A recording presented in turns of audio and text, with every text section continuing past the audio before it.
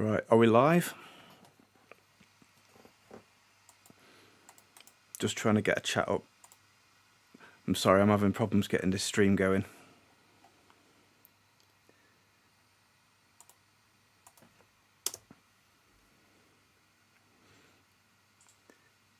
Right, are we live? Just trying to get a chat up.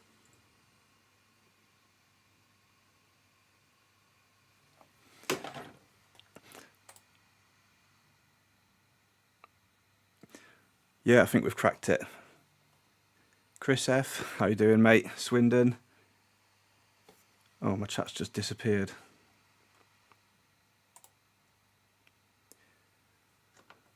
Right, okay, hopefully we are live now. Let's move this out of the way.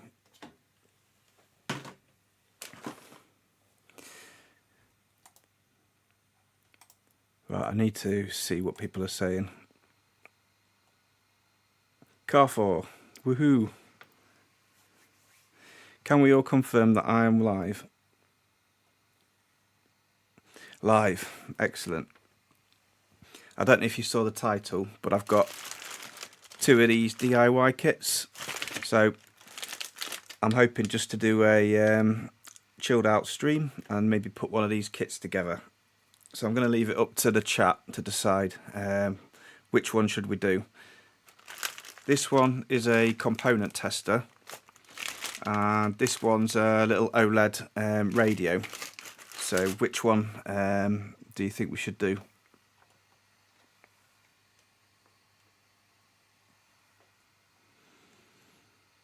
MacGyver, how you doing?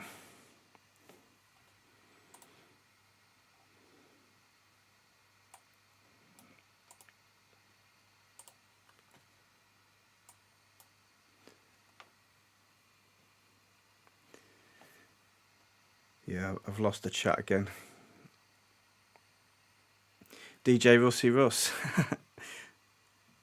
Tester, component tester. Okay, so that's this one. Are we all in agreement on the component tester, or would you prefer the radio? Tester. That's 2 for the tester. All right, let's do the tester because that's the one I wanted to do as well. Yeah, glad to hear you're doing well, mate. Okay, radio looks smaller. Yeah, I don't know how long this is going to take. Let me have a look. So this is the board. And which way round does it go?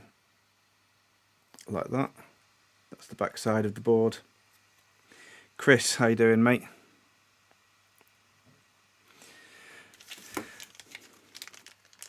I squish worms. Affirmative for the tester. Let's go. Okay, I think we should start with the instruction manuals. So here we go. Capacitance and inductance frequency meter kit. And we've got a schematic on there. Oh cool, we're making something.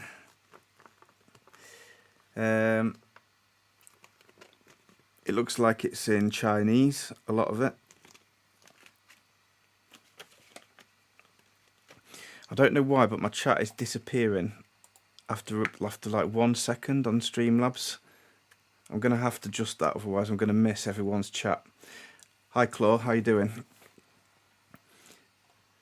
Right, I've also got a beer to crack open, so I'm going to open this beer and sort this chat up.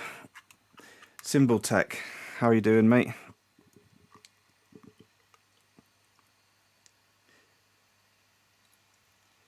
Yeah, I did say hi to you, didn't I, Andy?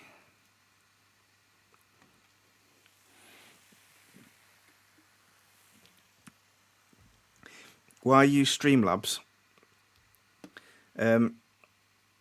Because I've got all the alerts set up on Streamlabs. I suggest use the phone for the chat. Okay, I can try and fall back. Hi Sean. The problem was the chat was too small, so I've got a nice big chat with using the Streamlabs, but I don't know why the text is just disappearing after like 1 or 2 seconds. Oh, Claude's been waiting to see the radio being built. Do you have Google Translate on your phone? I think I'm missing messages. Let me quickly jump to Streamlabs and see if I can get this chatbot to make the messages last. If anybody knows at all. Hide messages. Oh, here we go. Always show messages. Save settings. I think that's cracked it. Let's have a look.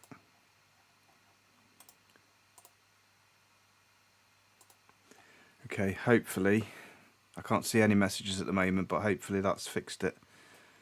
Just going to wait for a new message to come through. It's a bug, I think. Yeah. What's cooking tonight? We're building a component tester. So I'm going to just get all the parts laid out. This is the acrylic little frame that it goes on, so I'll leave that to the side to build that last. And these are the components in here. So we'll see what we've got. Hopefully no missing pieces.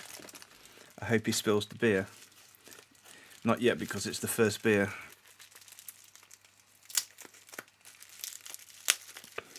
Yeah, this chat is going to be a lot easier to read because it's much bigger. So we've got the screen in here. It looks like that.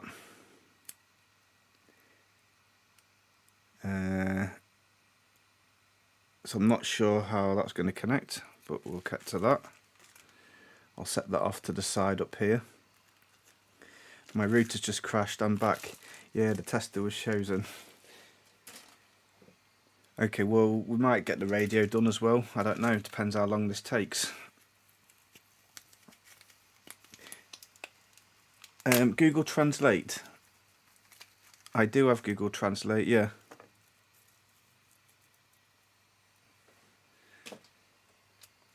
I just got a notification there, but I didn't see, I missed that, what it was. Okay, so I'm only getting chat, I'm not getting notifications in there.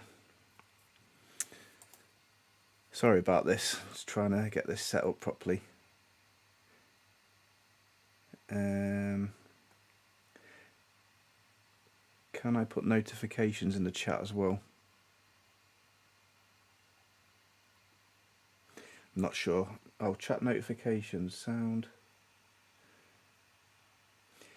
You might have to help me out. If I miss anything, I do apologise. So just let me know if I miss anything.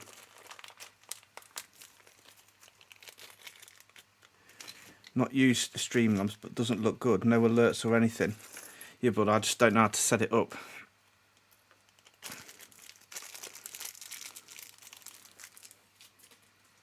So we've got some resistors, and they're labelled. I've got 1K resistors, 100 ohm, I'm assuming. We've got 100K. Right, let me organise these.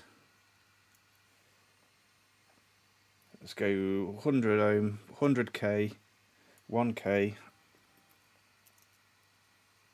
47K, 10K,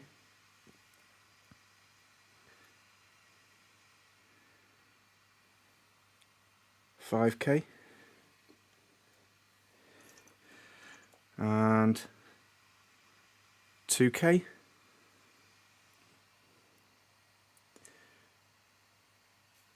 Just hold the phone camera over the Chinese text for interpretation. Yeah, that's a good shout. I think, actually, if you look at the boxes,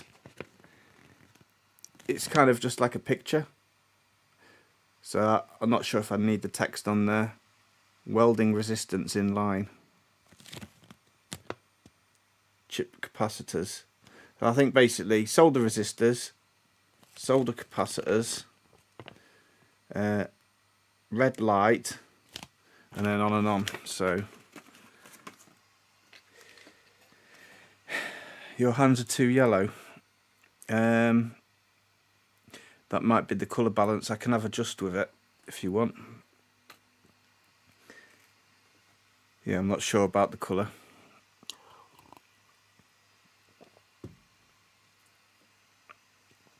Eye testings. Hey, how you doing, mate? Something wrong with the camera? I'll have to have a mess with it later because it's taking me long enough to get the stream going. So it looks like this is powered by 5-volt USB to a DC barrel jack.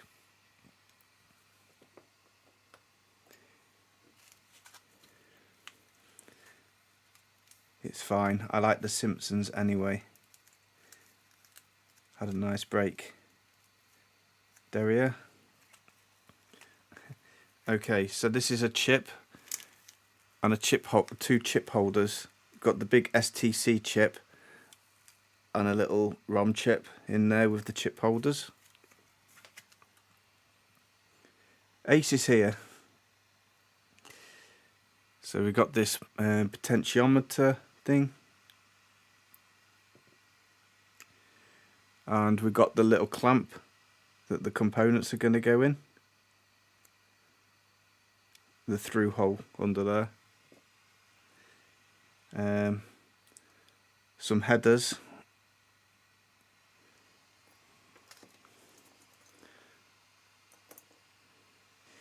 Alright, I've got some transistors here, some capacitors.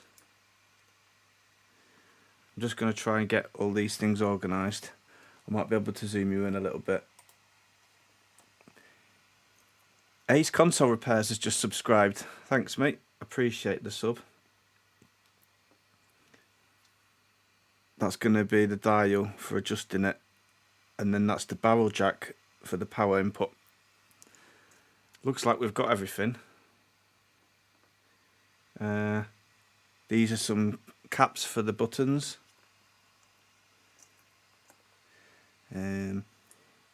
You can work with the colour later after the stream. Yeah, I just want to get this this built because I don't know how long it's going to take. I might have bitten off more than I can chew, to be honest with you, trying to build this on the stream because there's a lot of parts. Oh, it's got a crystal as well.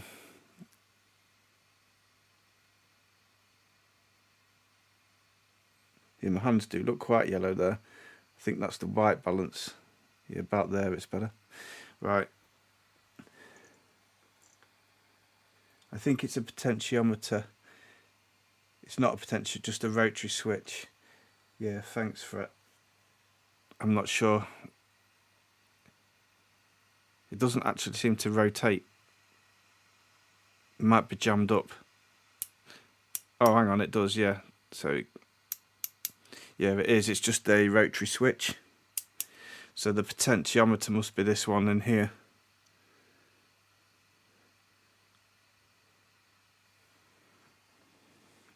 What are we building? We're building a component tester. I've got a schematic for it here.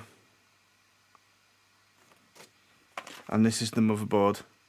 Just show you that again. Mark Good, just seen your name in the chat, so hi, welcome. Alright, let's go then with the first thing. It's saying we've got to do the 1K. Oh, this is tiny as well to work from. 1K, 2K, 5K. Right. Where do these go then? So, just work it out. The board's like that. Actually, the markings are all on the board as well. So I can just place them in. What I'll do is I'll just switch on the microscope so we can get a better view. Let me get this loaded up and then I'll switch over. Should be loading up any second.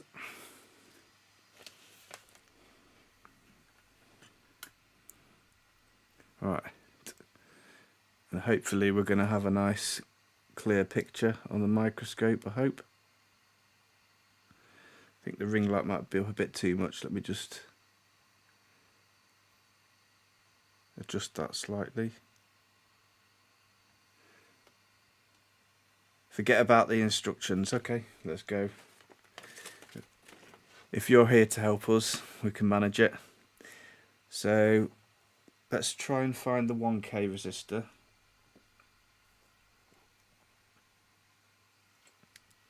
Here they are. Hopefully you can confirm that with the colour code. So it's a resistor, it doesn't matter which way round it goes.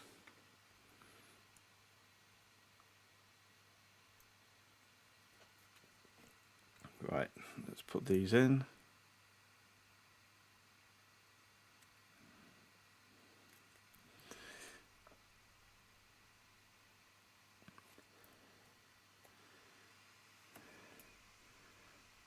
Nice.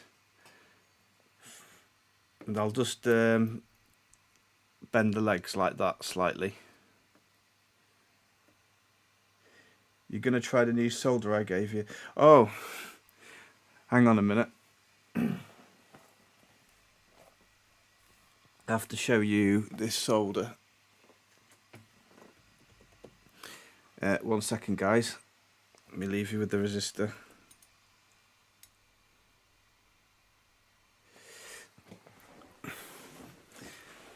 Everything's... Oh, here it is. I've got it.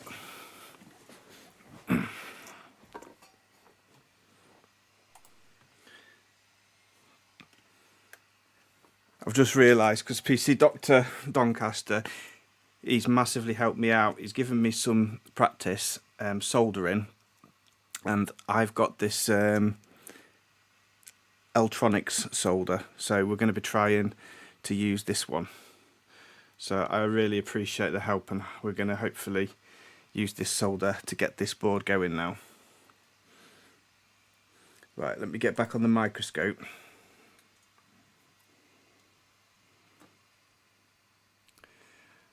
I think I'm going to do these resistors and do it like a bit at a time. So I'm going to get these 5 populated here.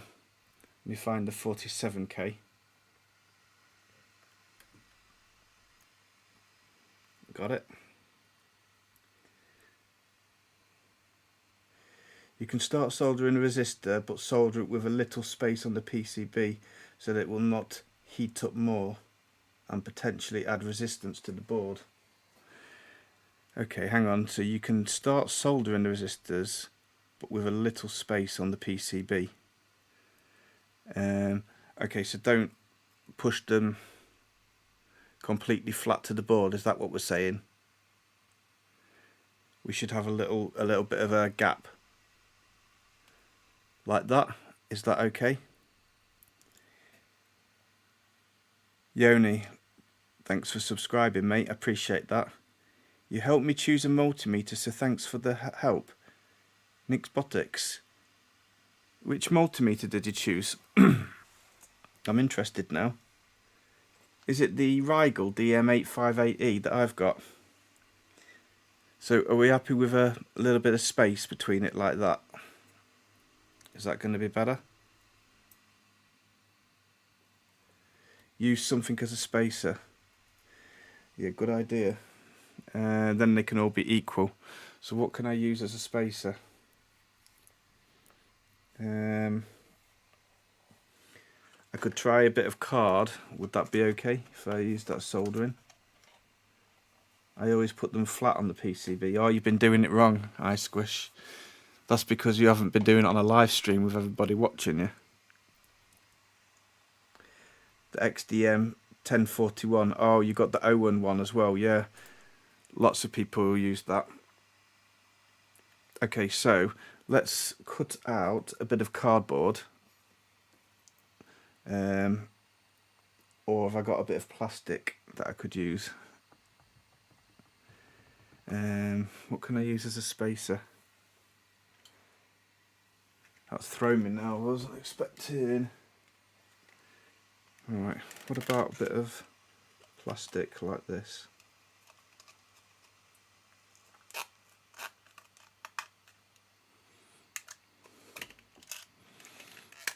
Hopefully it won't melt. I have a special tool that bends the leads. Yeah, I haven't got that. Oh, that's going to work. Right, let me just get the microscope back on. Just shout if I forget the microscope, because I forgot quite a few times last time. So will that work if I have that as a spacer underneath there?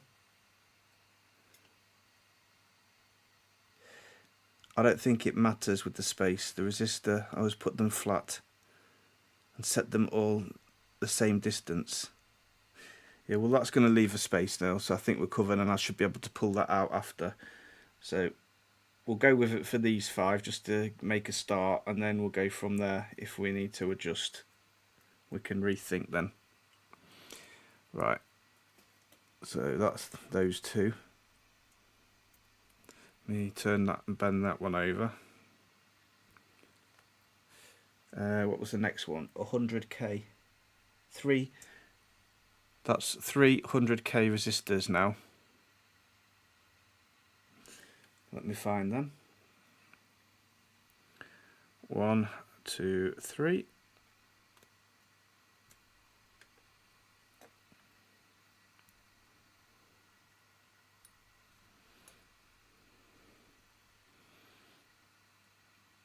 Okay. R7. I'll just roughly get them in, then I'll sort that leg out. In fact, let's leave that out for a minute and I can put them through.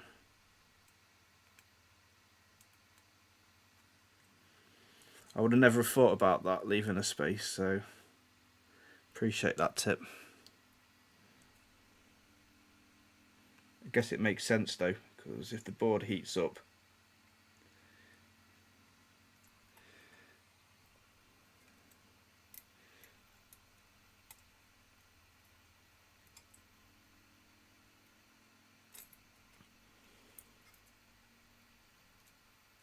right,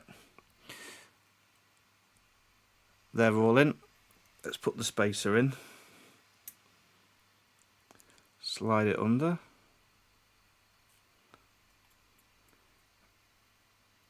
push them all flat. Sorry, it's going to drift in and out of focus a bit here.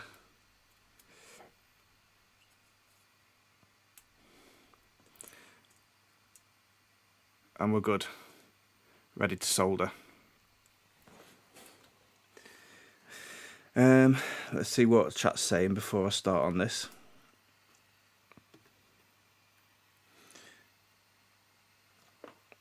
Spec 360, how are you doing? PKtronics. I would recommend pre-bending the legs before inserting. Yeah, I have got them bent. I didn't bend them too much. Hopefully, it's still easy to remove them if something goes wrong. My new office is well on its way. Should be done in 2 weeks. Then the fun of buying a new gear. Gonna go with the scope that you bought.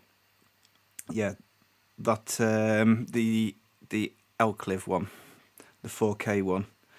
So you can see hopefully on the stream now the quality of that scope to see how you like it. Eye testing. You don't need to have space between the small resistors. Very big resistors in some circumstances. Tell them it's just okay.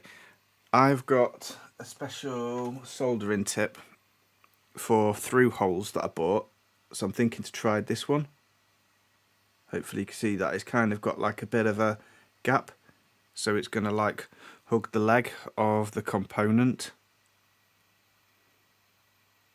like that. Might be able to show you better under the microscope. So not sure if it's really needed or not, but it goes in like that. Slap it on. Okay, yeah, let's get on with it. So should we do flux or should we be fine? We've just okay, I'm just getting this tip into the soldering iron set up. Should we be fine just trying the solder straight away?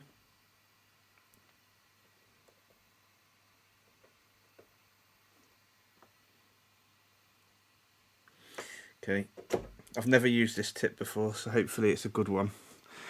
I have had some that didn't work.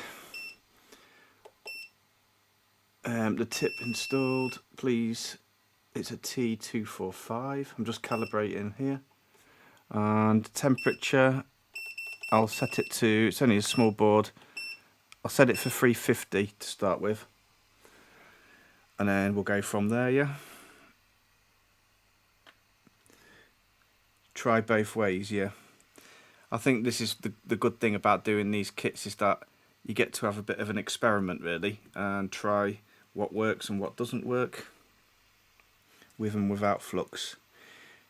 I mean, there is flux in this solder, rosin core, and I've used it and it seems good, so let's just go for it. Let's send it and see how we get on.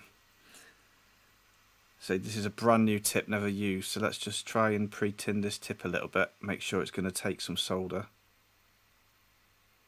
Seems to.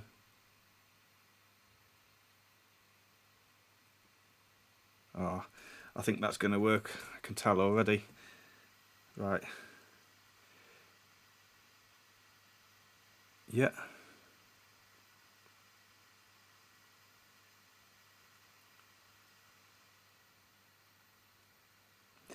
Oh, nice.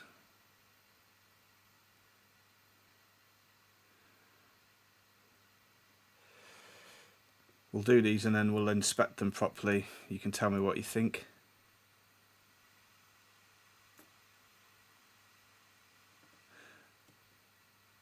I didn't even solder that one, it's getting soldered by itself. Oh, we've got a bridge. I think we should be able to clear that without the flux. Yeah, it's actually a bit big, this tip. It's touching both legs at the same time.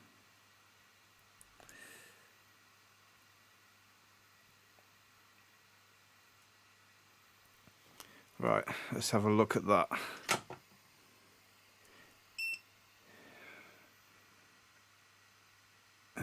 Let me get an angle on it.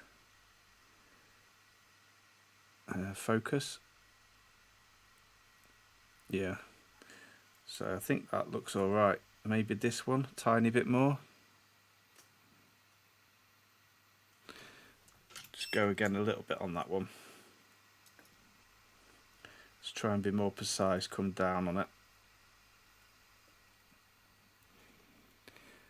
I think that looks good. I think that solder is 160 to 170.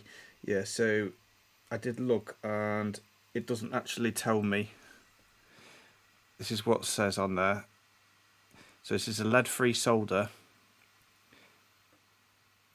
and it doesn't tell me the temperature on there, but somebody might be able to look it up to confirm. I'm guessing that's the model 11022. I think it's sold easy. It's either soldering it with or without flux is good. Soldering lead has a flux inside it. Use the BC2. Okay, so you think I should change the soldering tip? Soldering is really not difficult for through hole. Just use random soldering iron, random solder, random flux.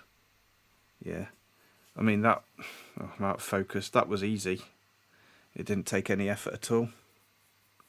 Should I cut these legs off as I go, or should I leave them? Let's see how that worked, by the way. The spacer. Have we got a gap underneath them? Well, they didn't all come out very even actually. They're a bit wonky. Not that it's going to affect anything. One of them looks like it might be touching the board, but I don't think that's going to cause a big issue. Smaller tip, I'd say. Yeah, snip them. Okay, let's go for the smaller tip, because I was soldering two at one time, which I don't think is a problem for those resistors, but it might get annoying later depending on what we're going to do.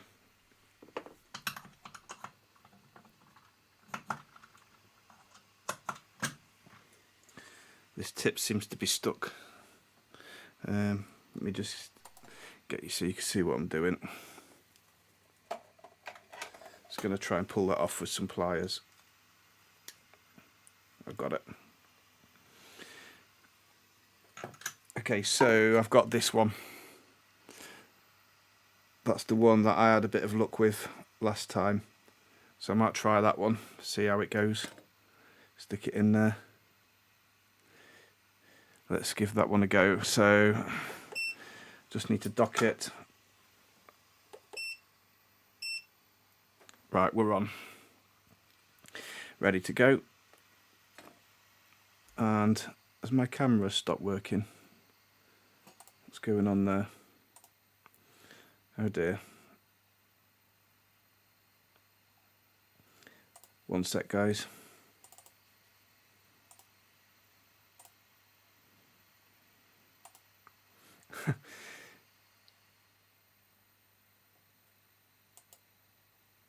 Oh, what's going on with that? Deactivate. Right, we should be good again now. Okay. Right, what was the next thing? We have got... Okay, we weren't using the instructions. Let's get rid of them. Let's go back to the board.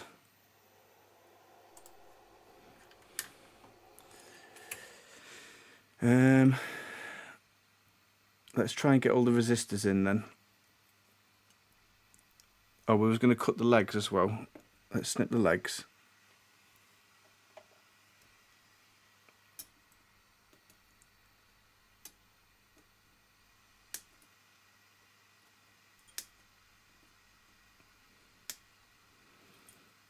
Yep.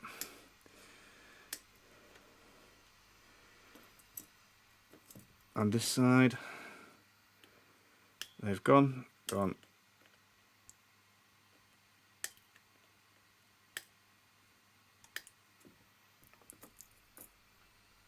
Does that look alright to you? Looks like it's balled up a little bit on that one.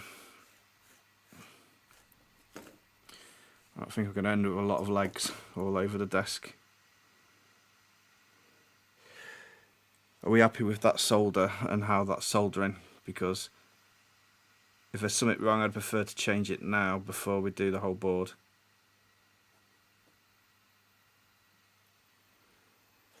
I don't use lead-free solder as it's basically garbage.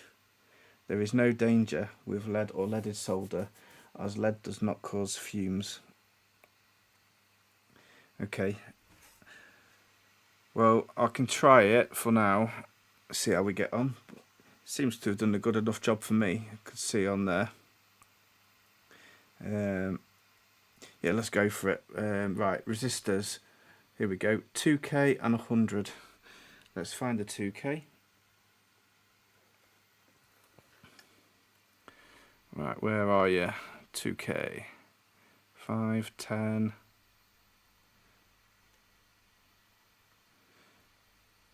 What's this? 1K. Oh, here we go. 2K is up here, I think. 2K. Okay. 2K, okay. In we go. Should we try and pre-bend the legs first? I want to get a technique so we can get this done as fast as possible.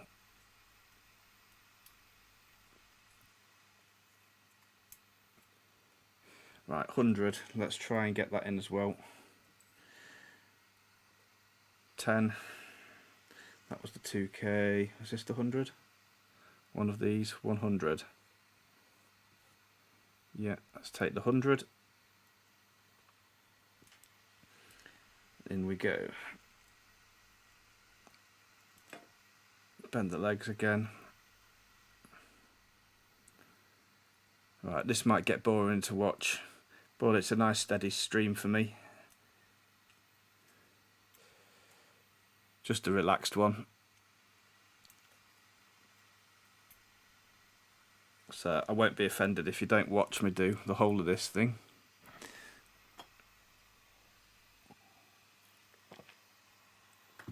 So are we bothering trying to leave a gap on all these resistors? Or is it going to be okay? because it's going to take me a lot longer to mess around doing that.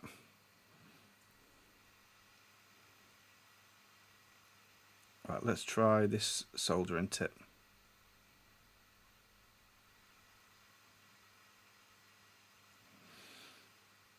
We can try flux as well, if you want to compare the difference.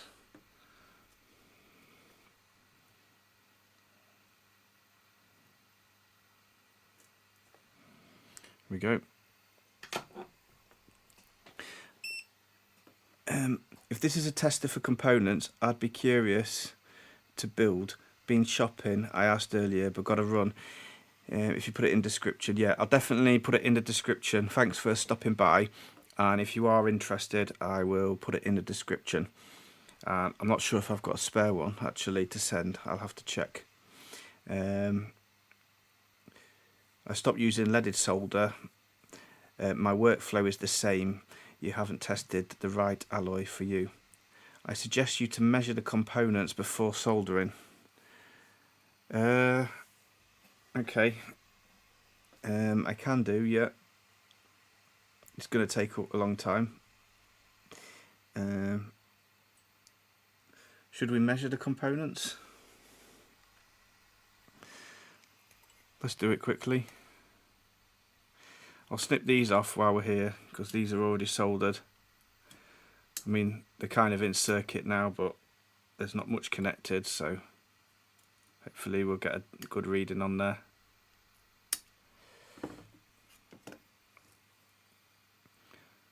Alright, I can't see what the values were now. 1K. I think the last three were 100. Where's my multimeter? So this one should be a 1K. Hang on. There.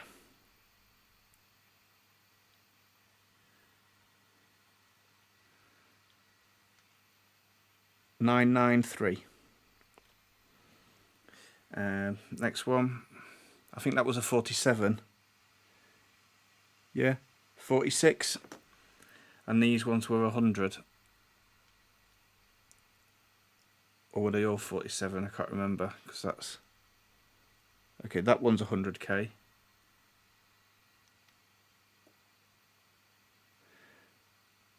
That one's 49. Let me consult then the instructions that I threw away. I think we need to compare this. I can't remember if that's correct or not. Where's the layout? Here it is. So we've got a 1K, a 47, and a 3 and 3 100s. So 1K 47, and I think we confirmed that.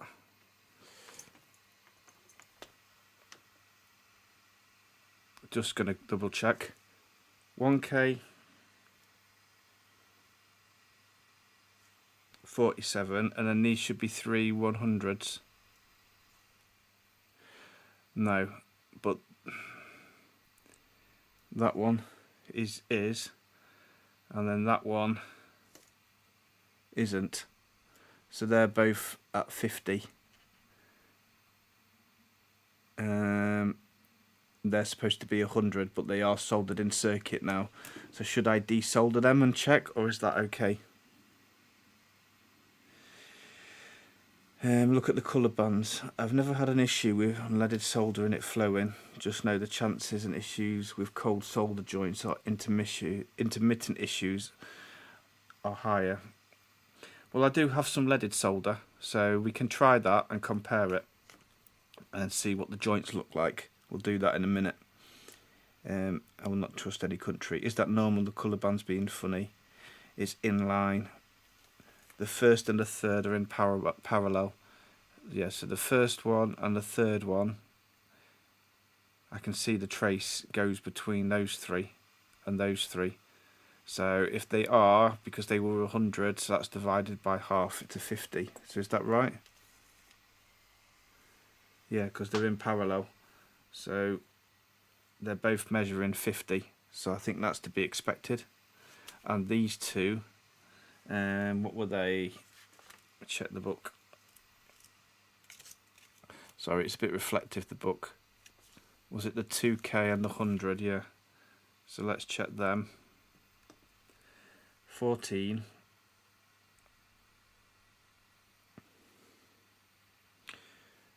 Yeah, that's about 2K. And this one is about 100. So I'm happy with that. I think that's okay. Yeah, but we better measure it. Yeah, we will measure it now. Should we measure them all one by one now before we put them in, or should we just measure them as we're putting them in? It's going to take ages to go through them all, I think.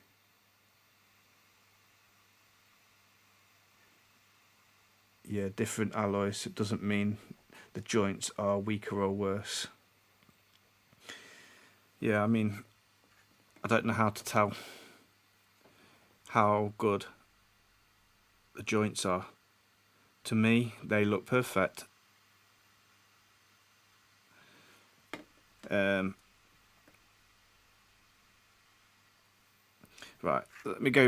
let's keep cracking on with the resistors, 1K, and we'll measure them as we're putting them in. Right, let me find my 1Ks. 100. Is that one? 47.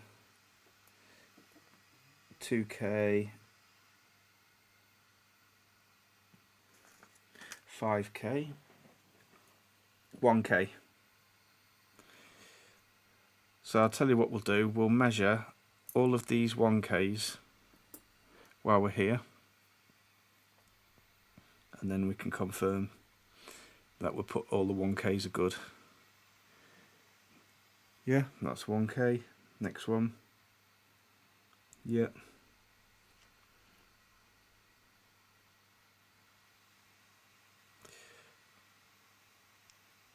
$1K, and the next one. So all those 1Ks are good. I'll put those ones that I've tested over in another pile so we know which ones we've tested. So where did that 1K go? Here, R17. What you're saying? They're only automatic soldering, but is the same time, and leaded solder also have this problem. It was the number one problem on CRTVs. Just measure before installing on the board. Yeah, so I'm going to do that. It doesn't take long at all. Multimeter's set up, ready to go, so we can just confirm these components before we put them on. So 1K. I want to solder in a batch, so to save time. So let me see what else we can solder.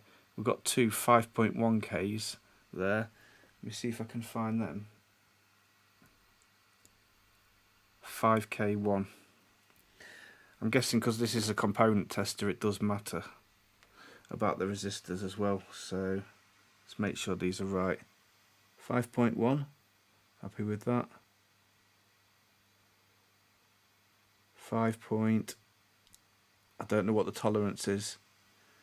5.05, not quite 5.1. 5.04.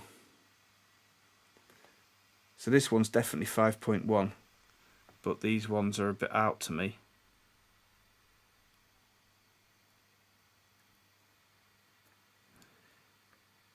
And that one is 0.05. So is that tolerance okay?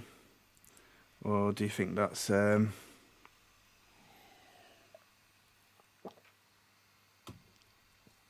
we tested now, install the 1K on those places.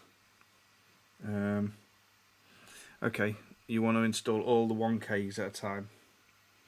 Okay, let me find that. That's a good idea. Do you have a real JBC soldering station or a clone? This is a clone station. If you want to see the station, I can pause what we're doing for a minute and show you what station I'm using.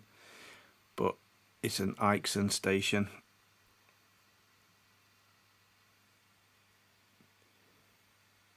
it's fine. There is tolerance. Good to know. So 1k, and I can see the other 1k there.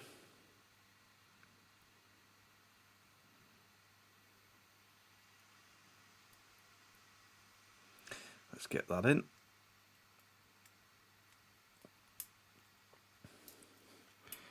We've had a good day for streams today. Andy's streamed, Joey's streamed. I was watching both of them. Right, we need to find one more 1k. 10k. The capacitors. Just going to have a quick scan around.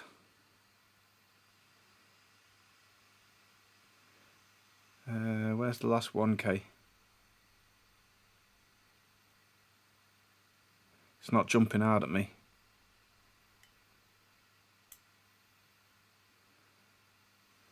Can't find it. 10k. Or have they given us a spare? Maybe we don't use them all. Capacitors there.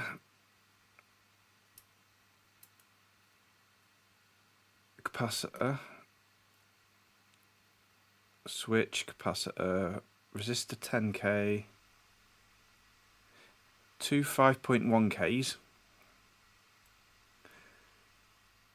A 10k. I'm sure everybody else has spotted it. 10k. I can't find it.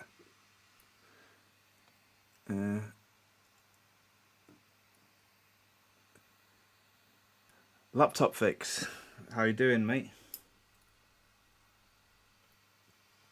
Right, I'm putting the 1k back in here because I can't find where that goes.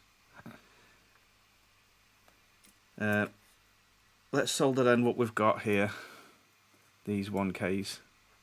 Should we use the leaded solder and compare it? I've got the mechanic solder. Okay, let's try that.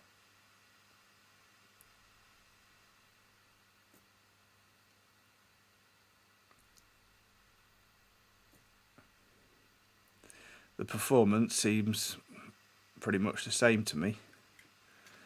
There.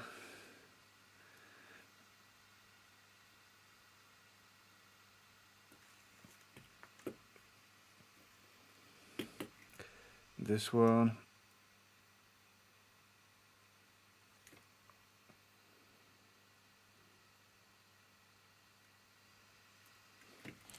And this one. Right, is there any difference on the leaded solder? What do you think about those joints? Better, worse, or the same? Let me just catch up. 5% tolerance, yes, so I think that should be fine. Jean Mark, thanks for checking in, mate. How are you?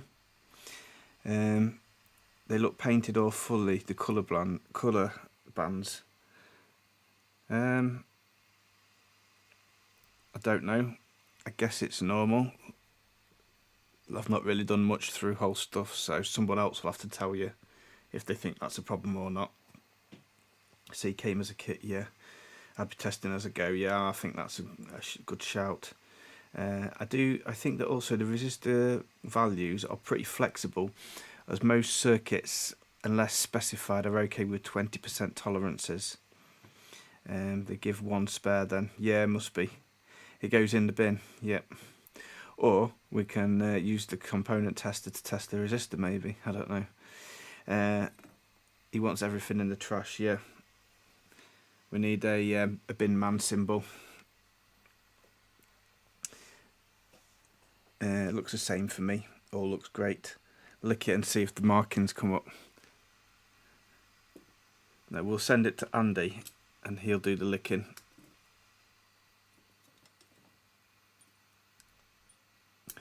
Alright, let's get these legs cut off.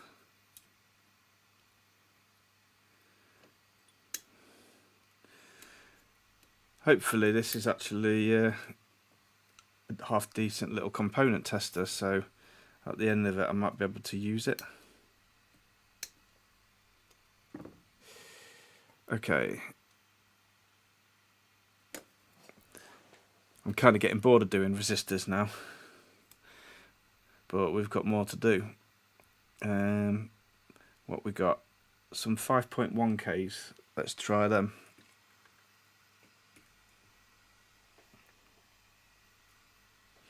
$10K.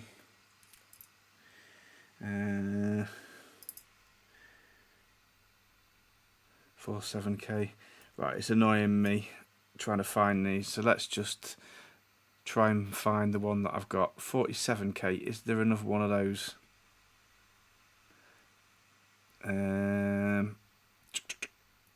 What we got? What we're missing? So there's a 10K up here. So we're missing one 10K, two 10Ks, and two 5.1Ks, three 10Ks. So three 10Ks and a 5.1 and a 5.1. So why have I got so many resistors? Let's go with the 10Ks then.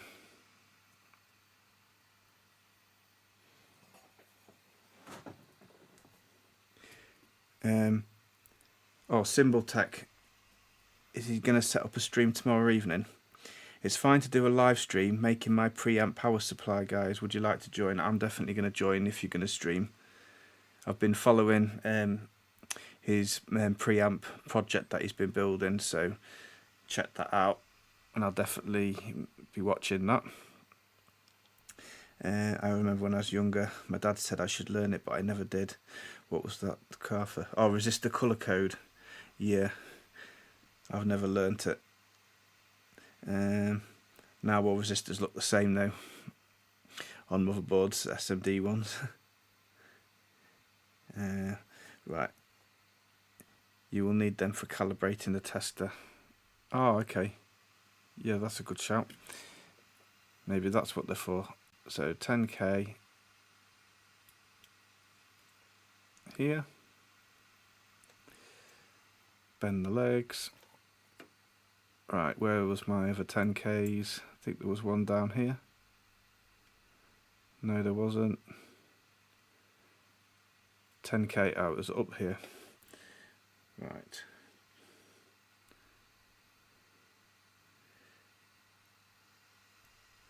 $10K. Oh, I forgot to test the 10Ks, didn't I? I'll test them in a minute. And 10K is up here. I'm not sure where that one goes in there, because that's where the socket goes. So where does that 10K resistor go? That's the LCD connector. I might have to look at the manual for that. You can work with the colour later after the stream. Yeah, I need to see where that 10K goes. There, that socket. It's cut off on that, chopped off on that photo. This manual's terrible.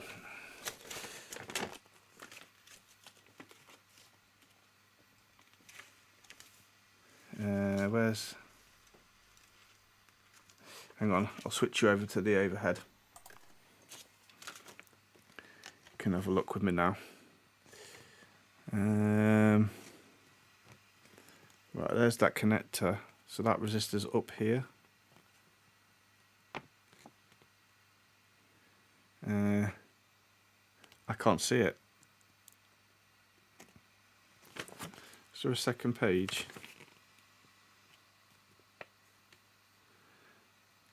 Can see it marked in there. R9 10K. R10. Right, has anybody got any ideas?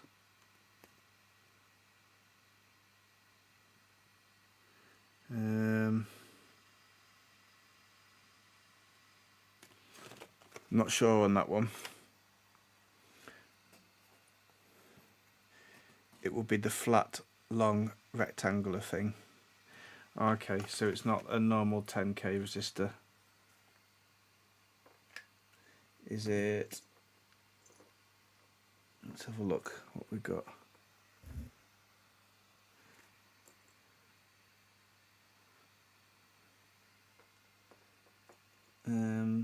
Not sure. Haven't got a flat resistor. It's in the instructions on number 5. Thanks. Right, Pico's seen it, I think. 9. Oh yeah. Here it is. 9 10k. Oh, so it's a long black thing. I have got that. Oh. It's this thing then. No idea what that is. Yeah, I've got it. So that's got a white dot. Does that indicate where pin 1 is, or does it not matter on this thing? Can it go any way? Should we leave that over for a little bit? Let me just quickly solder these two in that I've got, and then we'll do that one in a minute. Yeah, that was confusing because it just said 10k. I thought we was just on the normal resistors.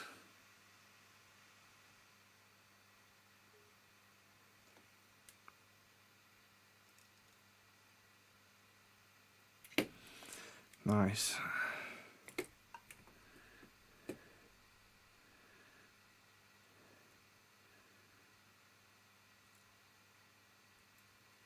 Okay.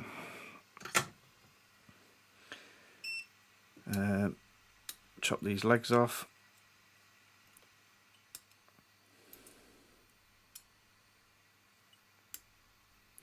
So that'll make sense then. That's a spare one. We don't need that. So put that one to the side.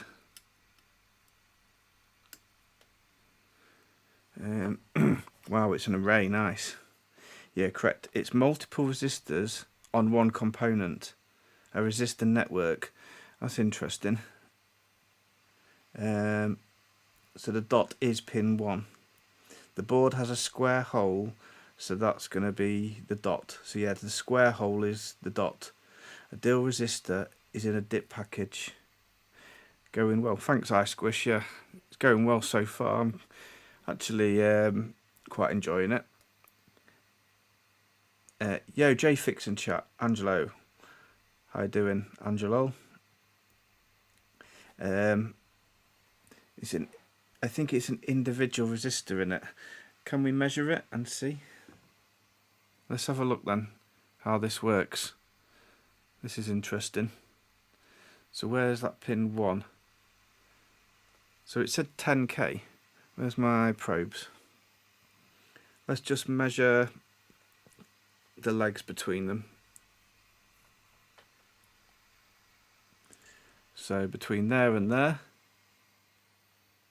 we've got 20k. Is that the same between every leg? 20k, 20, 20, 20, about 20, 20. Oh, hang on, is that different, that last one? And that's 10k.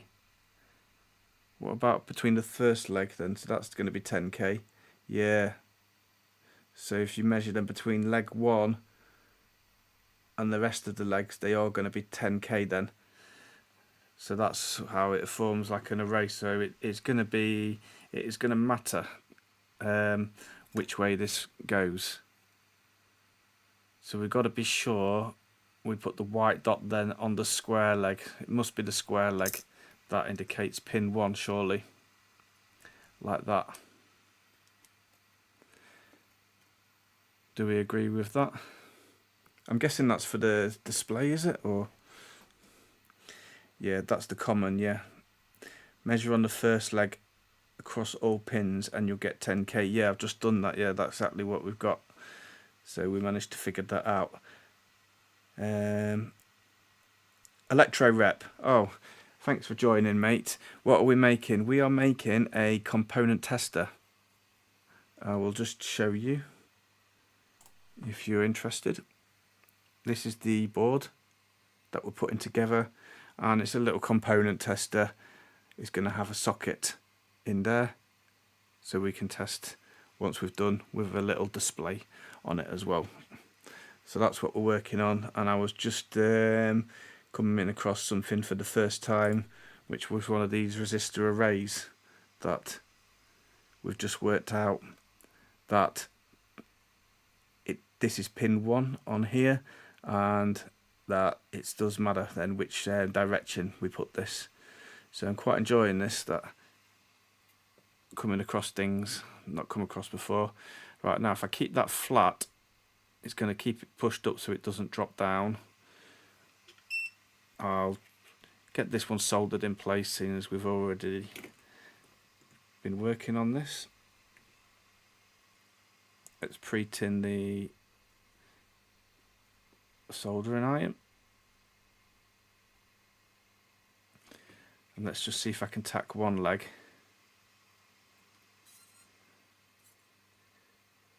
Just put a bit on there, and then I can check, make sure we're in position, which we are. So that should hopefully hold it in place. And then, oh wait a minute, am I doing it on the right side of the board? I'm assuming it goes top side, not bottom side. No, it's going to be top side, isn't it, like the rest? Okay, we're good. Let's go. Just wanted to make sure, because if you've got one of these components with loads of legs, if you solder that in wrong, it's going to be annoying to desolder it. Although it would be practice.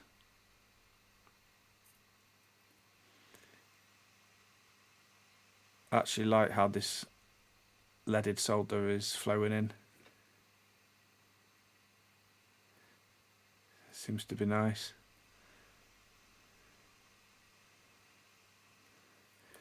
Lovely.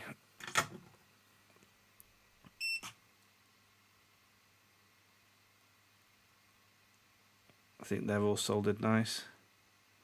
Oh, I didn't touch up the last one. I just spotted that from where I tapped it. Let's get back on this one. Right, let me just see what chat's saying. Dreams, hey Dreams, has Dreams joined as well? Welcome, mate, if you're here. Sorry, I've missed some of the chat here. You need to make it before you can check the components on it. You forgot the 5.1. I haven't forgot it, I just got distracted. So we moved on to that. I'm going to go to those two 5.1s. Yeah, you forgot the 5.1. By looking at Google, you learn new things. Be sure to deactivate the AI thing, obviously. True, but I use DuckDuckGo. Too lazy. Okay, let's go with the 5.1s that we forgot. But we didn't forget them. We're here, 5.1. So yeah, we've got one spare again on that. I'll keep the sticker on it so I can remember what it is. Let's measure these ones. Where's the multimeter probes? Let's just make sure those legs aren't touching. First one, 5.0, not quite 5.1. I think we measured these, didn't we? I can't remember now. Yeah, they're both 5. Close enough.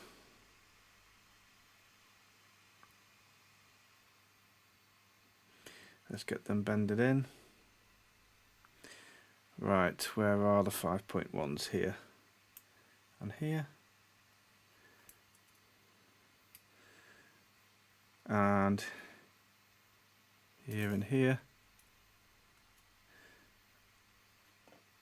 If we wanted to be OCD, we could keep the colour code the same. So we've got greens on the bottom. Focus that. Or just to annoy people, we could turn it around and solder it like that. Green at top, at bottom, look at that. Right, let's go.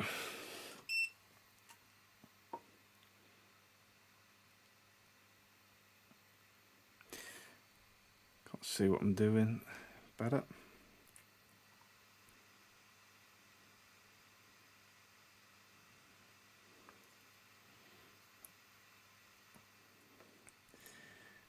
The only thing with these like chisel type tips is you kind of got to make sure you rotate them the right way.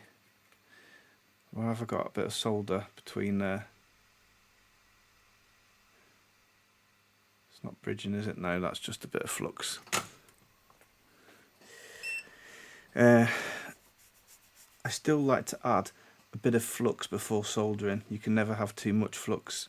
Yeah, but I haven't got an extractor as well, so blue tack can be useful. Yeah, I like keeping the resistors the same. No, triggered. Thought it might trigger you.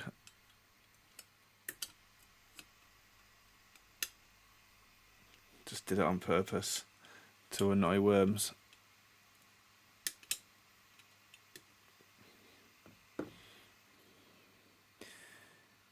I think that's all right. Oh, it's starting to come together now. When I'm soldering the quartz, make sure you don't keep long on the heat. Alright, so where's the crystal? Here it is. TDK 12000. So what's the frequency on that crystal? Can you tell from the marking? Because I'm learning, I don't know. By looking at the marking. 12000. I haven't really got anything. Oh, I think that answers it for us. So 12,000 is 12 megahertz. So we can solder it into here. Looks like the right place for it. Considered me annoyed. We could always go back and change it for you if you're really annoyed. No, don't make me do that. Alright, I'm just going to get something to push that down, because we want to do this fast, yeah? We don't want the crystal to heat up too much. So let me go with a bit of solder on here. See, I'm just trying to rotate it. It kind of annoys me, the chisel tip, trying to find the right end. Right, I've lost the... Here we go. What I'll do is I'll also hold it with my finger, then I can feel if the chip is actually if the crystal's getting hot or not. I've got my finger under it now. I've not got enough solder on there. Okay. Which holes was it? This one. This one here, yeah.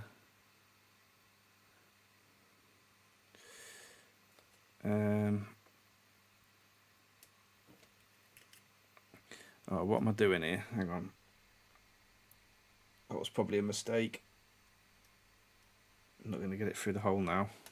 I will try. I'm only doing one hole, so maybe this will work.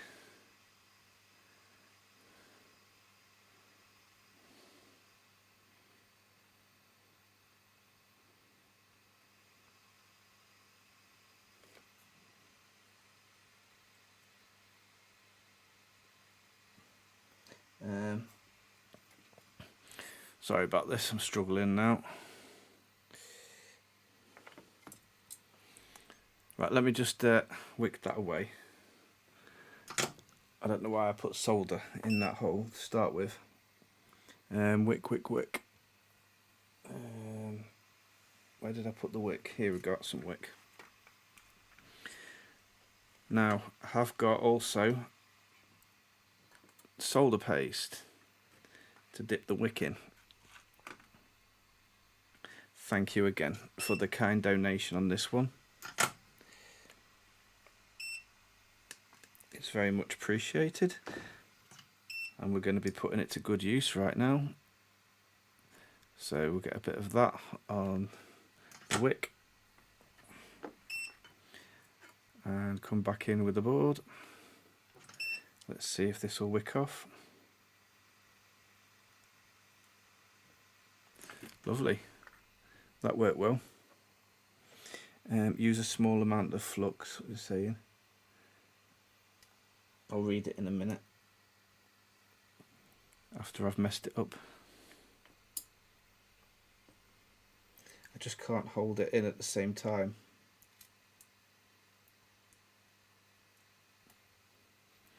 I need 3 hands. One to hold the chip, one to solder, and one to feed the solder in. Can I rest it on something if I get 2 things the same height? Okay, I think we're good. I've got it balanced on a few things.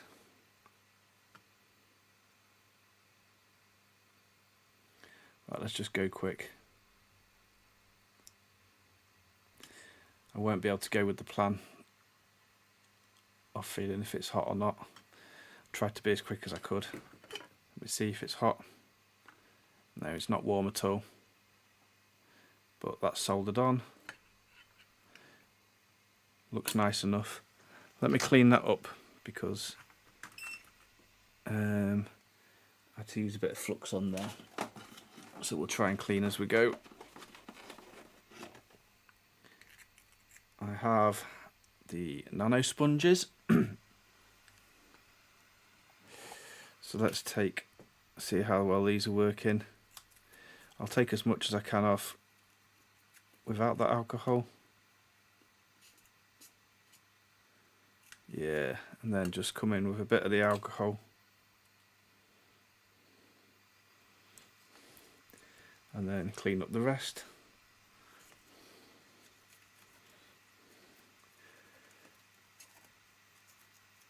The only thing I find with these nano sponges is that I need some different tweezers. These sharp ones aren't the best for it, they kind of cut into it. I want some like flat ones, but they're good because it's actually soaking the flux away rather than using what I did before, which was the toothbrush, just brushing it around. I quite like that. Let me just see what the chat's saying. I had to step away. What was the homegrown flux? Alright, 1 second. I'll show you what I've got. This, as well as the solder, was donated. This is the thermopasty solder paste, and it's really good for dipping the wick into there just to get the wick wet. It does work better for wicking up the solder, so I'm definitely going to be using those. Try also to put a spacer underneath. Okay, didn't do that. I use tape but love the blue tack idea. Every time I see the bottom right of a board I keep thinking there's going to be a tube in this kit. Oh yeah, like one of those Nixie clocks or something with the tube in there. So I'm reading the chat not in order here. No Joey Dab. No. Yeah, it is a Joey Dab. It's just using a sponge instead of a microfiber. JFix, do you see that your last solder are better due to the flux compared to others without the flux? Normally it should. Oh, I didn't notice that. So what we're saying is that those ones where I put flux on to wick it away, which I've lost. Oh, it was this one. Are they better? Well, only one of them. We can compare it. Let me go back under the microscope again.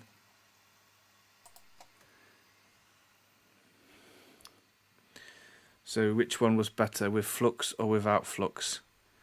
This was the one that I used flux, and this was the one without flux. Yeah, you can see some scratches on the board here. That's because I'm using those sharp tweezers to hold that, and the tweezers caught on the board. So I really want some like flat tweezers. Honestly, looking at the camera here, don't know if you've got a better view, but they look similar to me. I can't really notice any difference. I agree that that flux is a good thing. I'm not sure on a brand new board though if it's going to make a huge amount of difference for me. Yeah, that's the best setup in my opinion too, the one that I used. I got 3 mil domains and still managed 50 to 66 ad blocker when the smart TV is on. I've lost you what you're talking about there.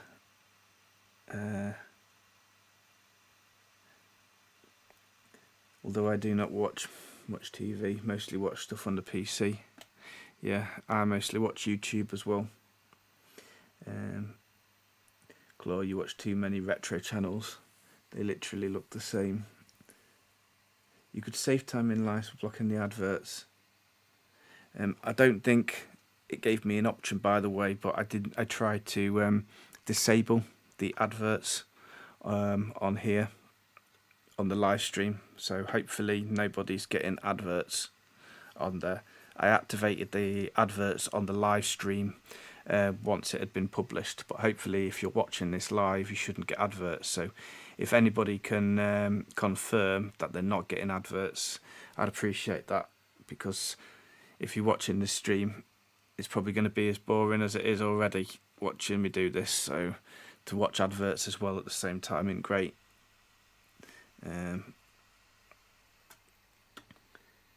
Yeah, but just let me know if you're getting any ads while you're watching this stream. There will be after, because once the video's published, if you want to replay it, I will add the adverts on. I think I'm just going to go for random stuff now. What we got over here? VGTR.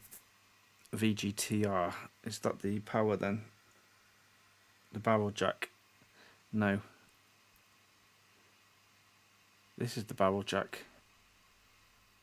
Comes off the edge like that. Should we do that? I've not got any blue tack to hold it. So what's the best way of holding these in place?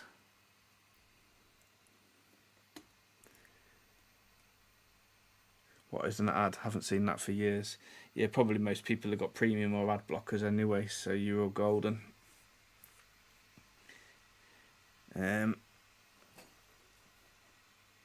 If I hold in U block, no ads.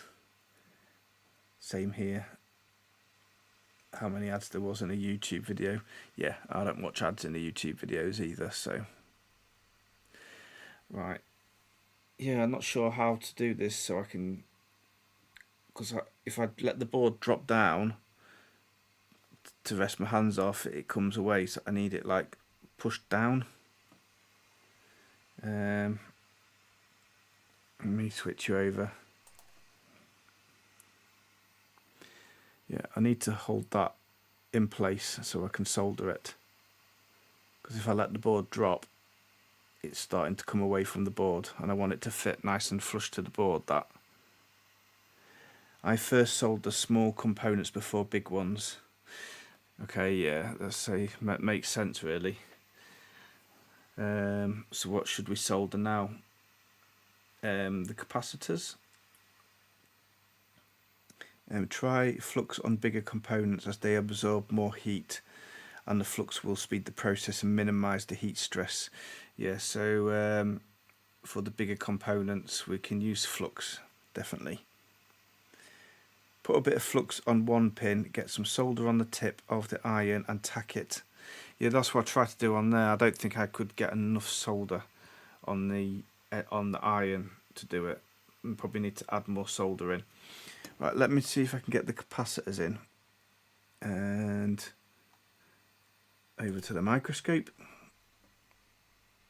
So, should we do these ones first? 470 UF. I'll just go for the ones that I come across. What's this? 10 UF. I would do lower profile components first that stand off the board flat. That's a good shout. Yeah, the only problem with the flux is I've got to clean it.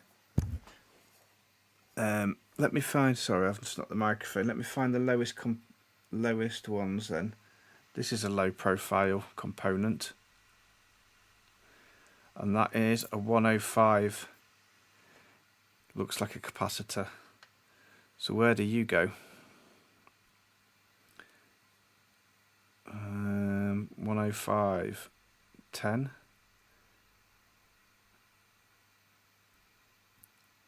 1 nanofarad. 1 UF. 105.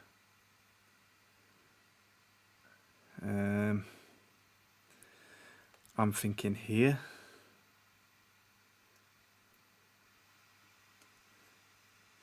Let's have a look. 105.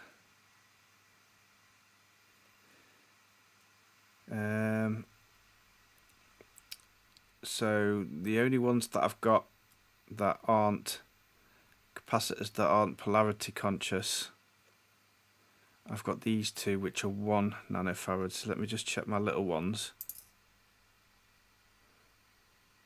22. And this one 22. Okay, what's this one? You're a 22. You're a 102. 102? Was that 102? That's a 1. Alright, so let me just figure out what we've got here. This is when I should really read the instructions. I turn these around. 22, 22, 105. Probably going to have spares. That's definitely 102. So we've got two 102s and a 22. Have I got anything else? That is all I've got. So the markings might be different on this. Maybe the 1 is for 1 nanofarad. And let's just see what the chat's saying in case anybody knows. I would hold the socket with one hand and then solder it with the other hand. Alright. Yeah, we'll do the socket then in a bit. Dreams. Try to never use extra flux. Yeah. You do lowest profile. Think that. Dream C1. Yeah, 1 nanofarad. 1 nanofarad. 102 is 1 nanofarad. I hate cleaning that flux. 105 is 1 UF. And 102 is 1 nanofarad. So 102 is 1 nanofarad. 102. 1 nanofarad. Okay. So how do we know that?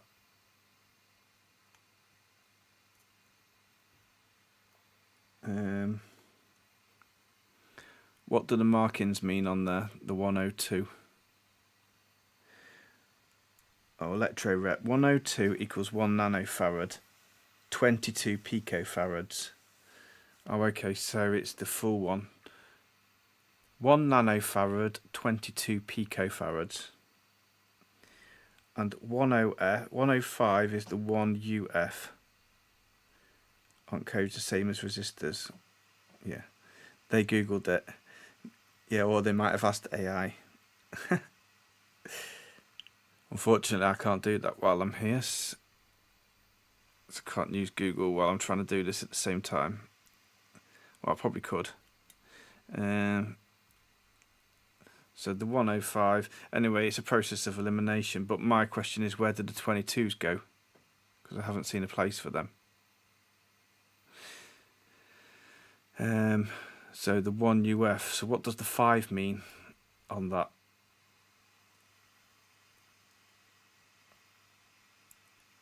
Do kind of want to make sure I get that right. The guide will tell me where it goes. I'm sure the instructions will, but they won't tell me why. What the capacitor markings mean. And I'm not fully sure what all these different types of capacitors are. What's the difference between a yellow one and the red one? 105 is 1 microfarad. Go with ceramic. Oh, Si, hi mate. Thanks for coming to say hi. Yeah, you don't have to stick around because this is probably boring. I'm just trying to work out where a 22 goes. So is that 22 UF? So here. Oh, so 22 is picofarads because it's only 2 digits. It's not 3 digits. So it's picofarads. Is that right? So these are going to go in there, but we've found them, so that's good. Get that one in there. And oh, okay, so these are for the crystal as well.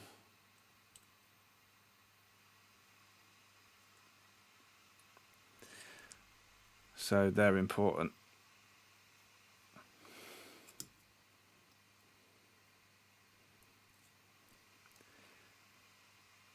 So these are for the oscillator. Oh, should we measure them all first as well? So that would be a nice thing to do. Let me go to capacitance. Where were we? See my meter.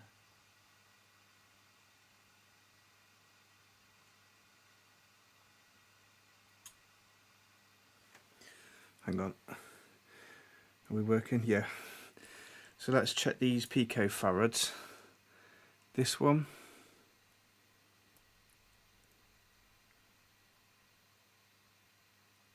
.49 nanofarads.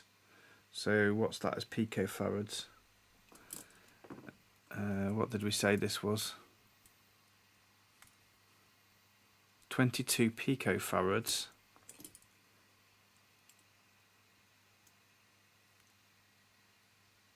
Is 45 nanofarads, is that right? I don't think those legs are touching, by the way. Let me just make sure. Get out of the way.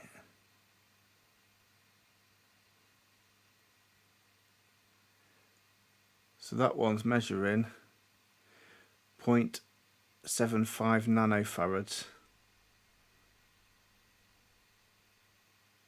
0.50 nanofarads, is that right? Eye testings, thanks for that, appreciate that. 102 nanofarads. I would say the value on them, but you can do it on the capacitors. The third digit is the multimeter is T-it. The third digit is the multimeter. The third digit is the multimeter is T-it. Ace, I have no idea what you mean. The third digit, 5. You're in circuit by touching the wires. Okay. Got you. Let's just get them out. So we're looking for 22 picofarads. So is that 0.022 nanofarads?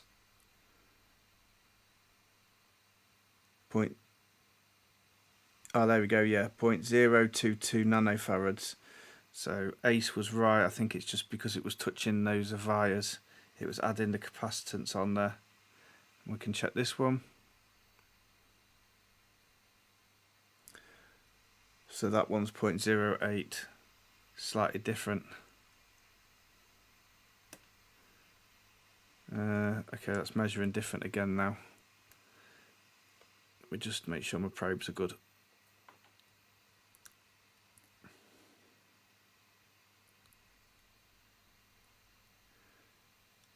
Point 0.043.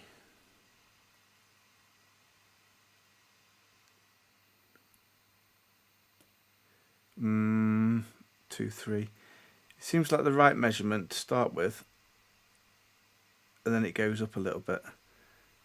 Does it matter which way around I have my probes? 21, yeah, maybe it does. Do it that way, 21. This way, 43, and this way, 20. So are these, does it matter which way round these go then?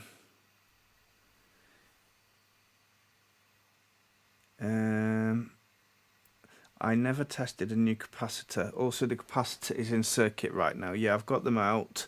1 times 0. The 45 is probably coming from additional capacitance where you would, but your meter probably can't measure them.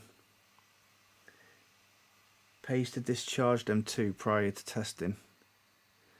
Use the LCR meter. Yeah, you can do that.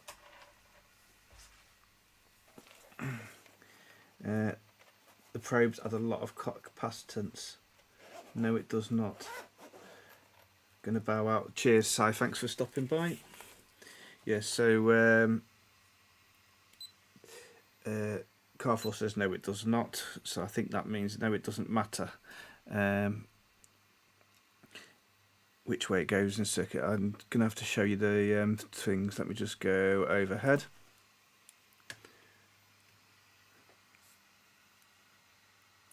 Building this kit's just about having a bit of fun and learning as well. So let's go here, picofarads.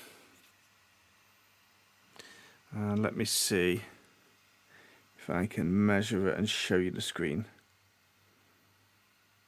I'm going to wait till, if it will autofocus, I have to have it there. Right, I'm going to touch it now.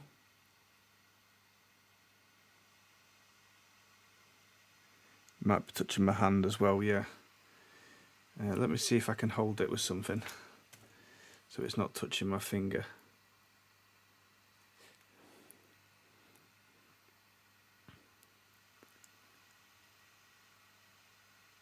"25 picofarads, so that's close to the 22 on this one. I even forgot about the LCR meter. Thanks whoever just suggested that. Yeah, we got 23 picofarads. Lovely bit of kit.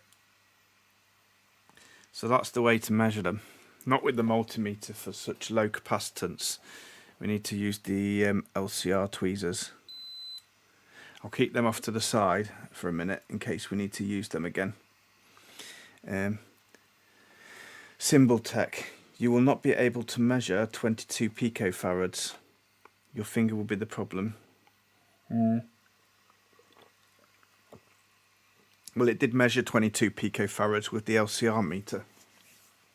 Seemed to be pretty accurate, so I'm happy with that. Ceramic capacitors rarely go bad. Yeah. Well, nice. Is the tester pricey? No, it was about, should I say, £25 or £30 if you're in the UK. Somewhere around there. It was recommended on Andy's stream by somebody, so I picked that up. and it's coming in handy already, so I'm happy with that.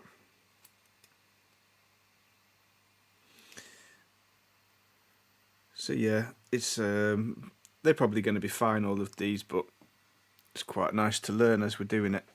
Let me go back to the microscope,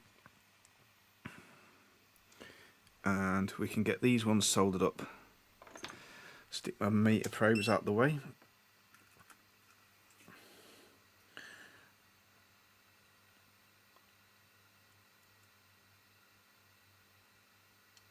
Nice. Nice. Nice.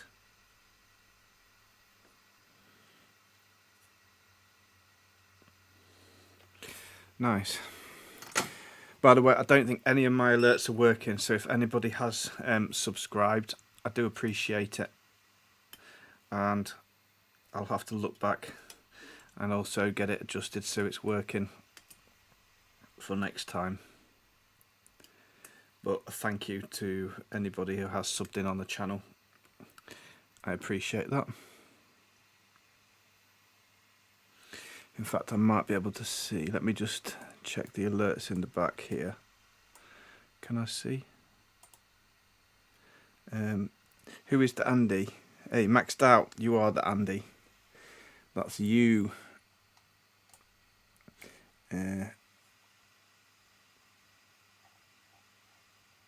Oh, hang on. I have got the alerts, and I've just seen that Ace has tipped £10. Thanks, mate. I really appreciate that. That's amazing. Thank you very much. I'm sorry I missed that. I hope you're still here. I didn't even notice that at all. Yeah, and Ace has subscribed, so I appreciate that. Sean Cosway. I'm sorry, I've just seen all the alerts now. Sean Cosway has just become a member as well. Thank you very much, mate. I really appreciate that. I tried to set my membership as the cheapest price that YouTube would allow, so you can become the member for 99p. So I really appreciate that. All the Gear and No Idea has subscribed. Thank you very much. I don't think I've seen you in the chat, so if you're still lurking, thank you. David Devad has subscribed as well, so thank you very much. Just drop a message in the chat as well if I haven't seen anything. Matt Durant has subscribed. Thank you very much. Appreciate that. That means a lot.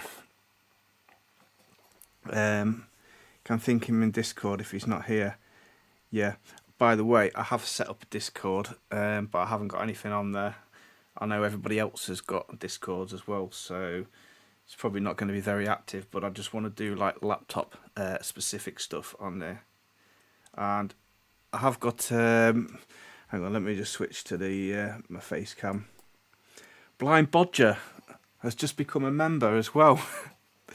Hang on, I think my alerts are working now. Thanks, Blind Bodger. I really appreciate that. That means a lot. And I see you in everybody's chat as well. Yeah, I appreciate that. Yeah, I've got quite a few laptops that were also donated, and I've put a few together, and I want to do a stream at the weekend and just kind of go through them and try and work out, you know, what the issues and things are with them. Just like an initial diagnostics, not actually fixing them, but just to go through them and work them out and see which ones might be viable for trying to repair, make some interesting videos. So yeah, let's get back to this soldering. I didn't do this capacitor here. Thank you very much for the membership. I really appreciate that.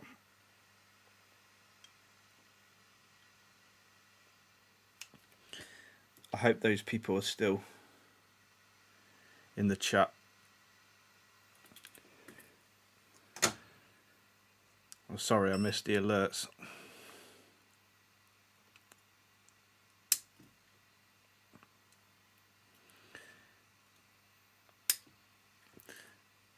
We'll get better at it, I promise. Oh, we didn't solder them. Okay. I'll try and speed things up a little bit here. It would be nice to see a working product tonight.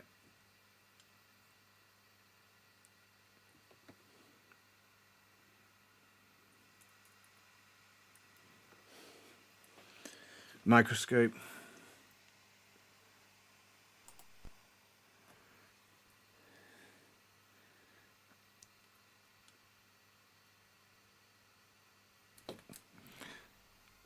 Sorry, I'm rushing. I forgot to switch the microscope there. But let's go. Cut.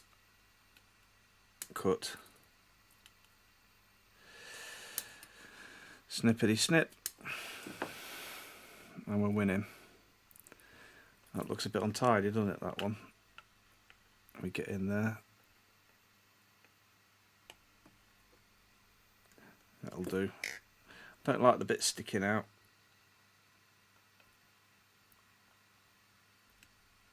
I need to get my other position ones. I don't know where they are at the moment. Okay. What are we doing on here?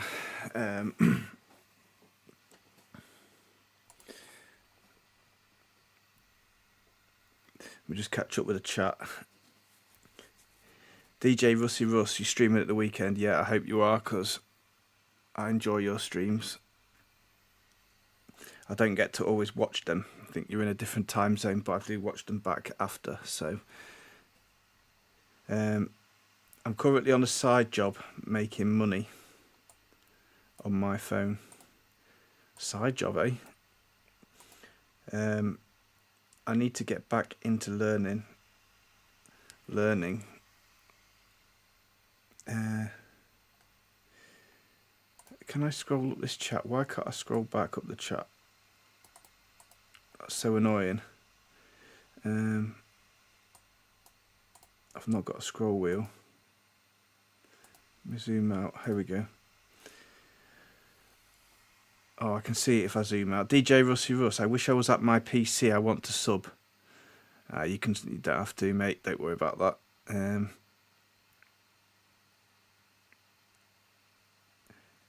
I told you. Solder them in are okay. Alright, I'm back. What did I miss? Chris, you missed a few people subbing to my channel, so I appreciate that. And we soldered in the crystal, and we spent a bit of time messing around trying to work out how to measure these, and in the end I've used the LCR tweezers to measure them.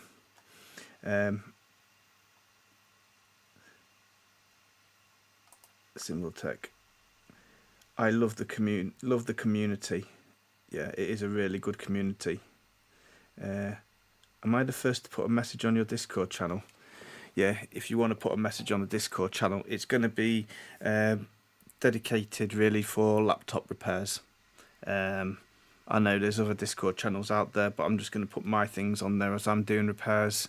And if anybody wants any help, maybe we can come together as the community and help people on the Discord as well. So, and I've got schematics and board views, everything. So if people need them, I can share them with people on that channel. And I just wanted a Discord just in case anybody asks me a question and I can't answer it on a video. I can just refer them, check the Discord, and I've posted a picture or schematic or something there, because I've been like emailing things, schematics and stuff to people, which isn't as easy to do. So having a Discord just makes it easier to share things with people. I'm lost the plot now what we're doing. We've got an LED here. Should we put that LED in? Now, which would be the anode and the cathode? I've got a longer and a shorter leg. So would the longer leg go on the outside and the shorter leg go on the inside? How else do I identify that? Because that's the only thing I can see, is I've got a plus and a minus. J-Thix, you now have your first 2 messages. Appreciate that. So there's not much interesting on there at the moment. And also people kept asking me for links for things, so I've got a little section on there so I can post links, or people can post their links. If you've got any links for stuff, post it on there so everybody can have a look. long legs plus, but they both say plus on here. The flat bit, one side will be rounded and one leg is straight too. Okay, one side is rounded and one leg is straight. Okay, so that is straight there. That's the straight edge. But where does it go on the board? Straight edge to the outer on there. Snip the legs the same size, then it won't matter. Negative is flat. Okay, so we can say the plus is the shorter leg then, and the flat side. But which one is the plus and the minus on here? Well, I'm guessing the minus is the ground on this pad here. So the plus should be at the top on the outer. Is that right?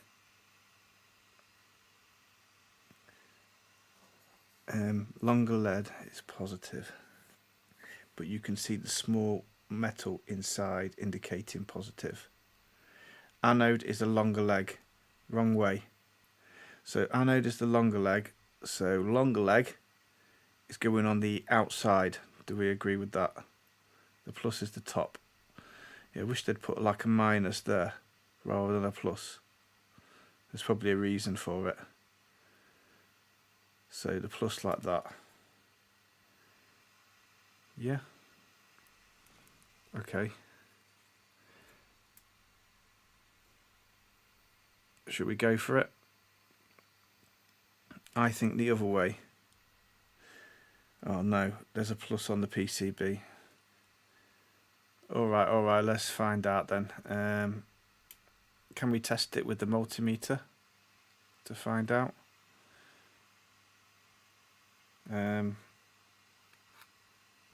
Where's my multimeter?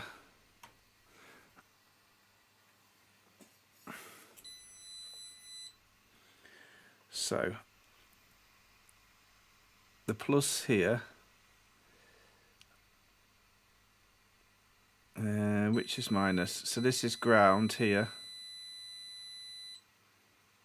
which should be the same as that. So this is definitely the plus on this side, on the outer, and we're saying that the plus is the longer leg or the shorter one with the flat bit.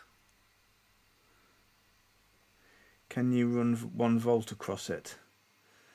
Yeah. Or I mean, I can put it in a diode test as well. I'll just see. I have to do shift to do a diode.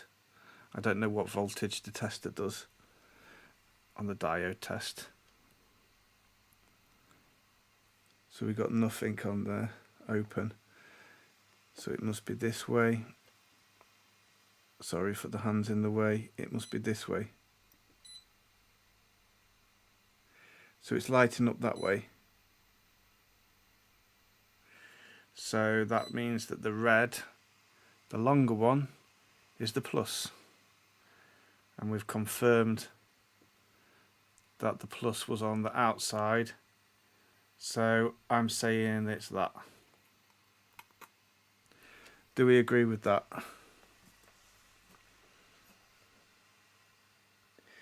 Plus on the top, longer leg. Yeah, that's what I've got it as. So I think iTestings is agreeing with me. It's good, leave it like that. Yeah, I think we've got it. Plus, which Discord? I've just got it in my, it's just a Discord, a JFix Discord that I've put on my description. I think it can light up with the multimeter. Yeah, I'm just reading that a bit delayed. It is lighting up. Anode is a longer leg. Is the one up? No, it's different symbol tech. That's something different. You are correct. Yes. The only thing that would happen in reverse is not light up. Yeah, but I don't want to cut the leg. because then if I solder it, then to cut the legs off and it doesn't light up and I have to change it around, it's going to be annoying to solder back in again. So hopefully we got it right. Nice.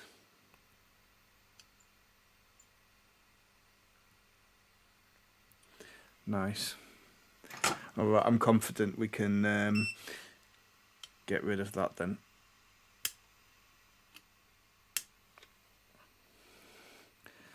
We're happy with that. LED. So we're doing the low profile components. Wow, this is taking ages. Here we go. What's this? A 103 with a rotary dial and 3 legs. So is that a variable resistor that I can change by putting a screwdriver in there with a 103? Where does that go? Oh, I prefer it now. I'm doing more interesting components. Let's have a look. Interesting to me because I haven't seen it. So this is an RP2, it fits into there and it also sits on the edge of the board, so that would make sense how it sits off the board like that for adjusting it. Again, that says 10k and it's got 103 on there. So does it, if that's a resistor, does it not give you like a minimum and maximum that they can adjust to? Let's just see what that's set to at the moment. Let's go back to 2-wire resistance and measure. Which pins would I measure on? These two outer ones. We're in kilo ohms on there. I got that multiple times for the same reason. Not everyone uses the same rules. What happens if you cut the LEDs of LEDs and someone asks which is positive? Oh, a trim pot. Okay, so this is a trim pot. 10k pot. Check the 2 outer legs. That would be full resistance it can give. Symbol text solder it, it's correct. Repairs told him. Yeah, it's correct. I just wanted to know, understand it as well before I solder it blindly, because I'm just trying to learn along here.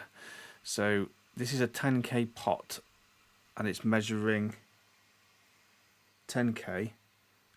Just try and get the exact measurement. 9.8. So if I turn that,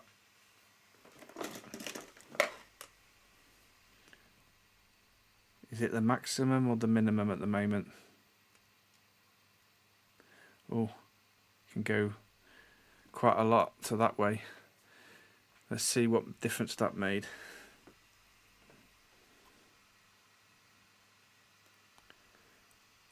Oh, 2.1 ohms now. So it's gone from 10k to 2.1 ohms. That's a massive difference. Let's go back that way then. Are we back at 10k again?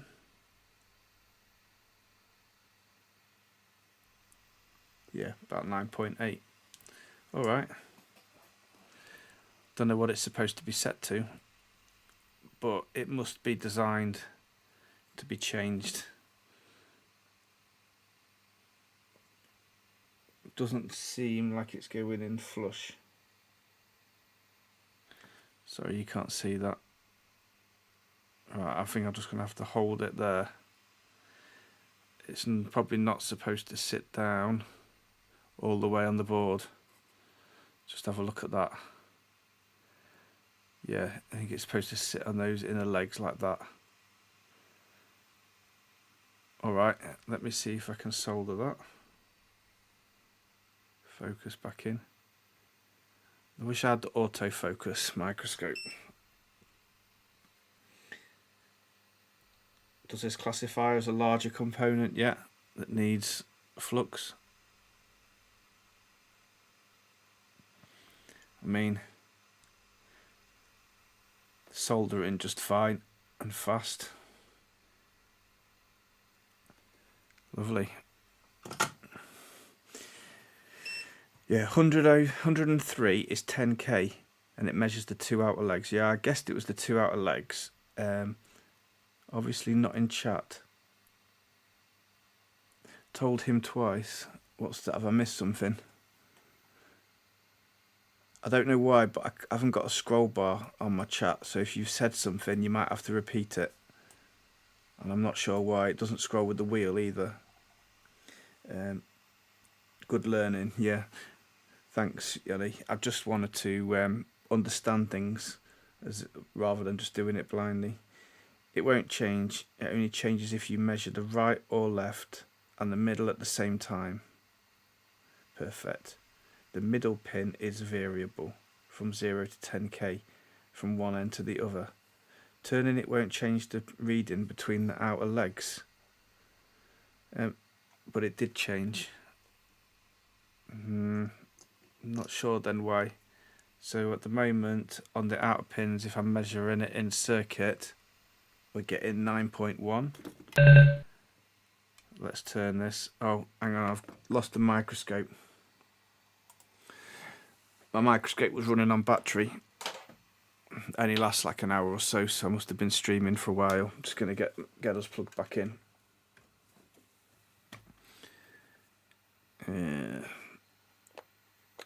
Some USB power. Yeah, it's coming back on.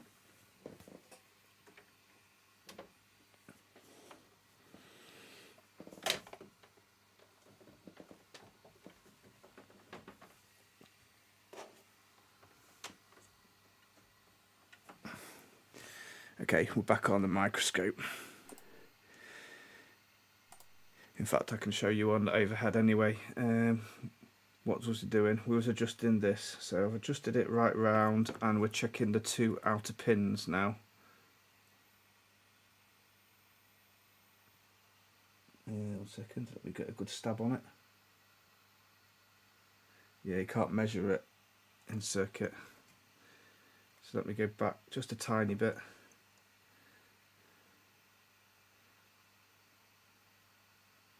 Yeah, it can't measure it. I don't know how these pots work. I might research it. It did measure though when it was in the middle. Yeah. 10. So why doesn't it measure once I turn it?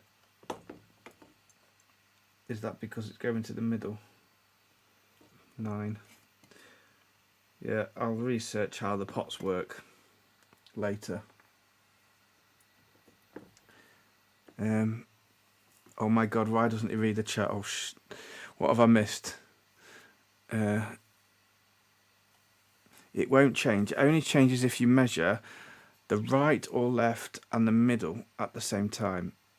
Alright, Carrefour, yeah. No, I just got confused because I checked the outer pins and it changed when I did it, but it might have been my probing on there, so... Symbol Tech seems to be behind in the stream. Anyway, inside the LED you have a bigger part and a smaller part, and also get... Don't worry, the JFix, the message wasn't for you. Oh. It's to adjust the contrast on the LCD. Ah, okay, got you. I think Symbols Tech crashed. JFix, can you inform Symbol Tech he's behind in the stream, so no one on his 300 instructions have been at the correct side? Yeah, he might be. He might have gone away from it and then gone back to it. Because it sometimes happens to me, and I'm behind without realising. Not you. You read the chat perfectly. Yeah, I'm not, because I'm trying to concentrate on here, and it is difficult to keep. Oh, Lloyd Brennanman has just subscribed 5 minutes ago. Thank you very much. I'm not as good as... I'm trying to keep an eye on the chat, but my notifications are over this side if you see me looking. So thank you for the sub as well. Appreciate that. And I'm off work this week, so I've got quite a few videos that I'm actually working on that I want to make. So hopefully there'll be something in there that you find interesting. Switch, push switch. I want to do this. A T2. What is that? It's a X8CXT2. So to me it looks like a capacitor, but not one that I've seen before. A T2. Oh, maybe is it an inductor? 100 microhenries or something, is it? Maybe this is an inductor. Interesting. I'm just going to have a look, figure this out before I read the chat. So I'm assuming it's this. Has it got a plus and a minus? No, it hasn't. So I'm guessing it's not a capacitor. Must be a funny looking inductor that goes in there. I'm not really used to these through hole things, so other people probably know what this is. Right, I better check that I've got that right before I commit. Yeah, seems like a little coil, yeah. So it must be wrapped up inside there like a coil of wire. Never pause the stream, it will take back to where you've left it. Yeah, that's the mistake I made before. So it's a choke. A choke. Okay.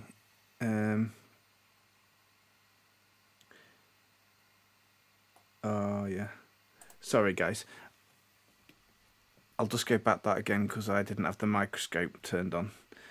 Apologise for that. It's this one here. So we're saying that's a choke or an induct. I thought it was a, because it says L on there, if that's the right place. I know a L is usually like the coil inductor, so I think that goes in there. We can't see good at the moment. Yeah, I apologise that. I will get better over time. I'm going to get a one of those Stream Deck things with the buttons, so I can just quickly change scenes, and I need a little a view in front of me rather than looking off the side. Then I can see. Yeah, I'll be able to keep an eye on what view I'm on, things like that. But I'm just going to build up some funds, and then I'll buy a few more bits like that. Okay. Well, I hope that was right, because it's soldered in now. But we've got to keep this moving. I don't know what time it is now. We're in. What we got now? Should we do these transistors? Crikey, there's a lot of things to go in this. So this is... Are we on microscope view? Yes, we are. This is a S9014, a C331. That means nothing to me. Oh, but we've got a 9014 and a 9015. So this is a transistor. 9014. 9014. I'll go with that.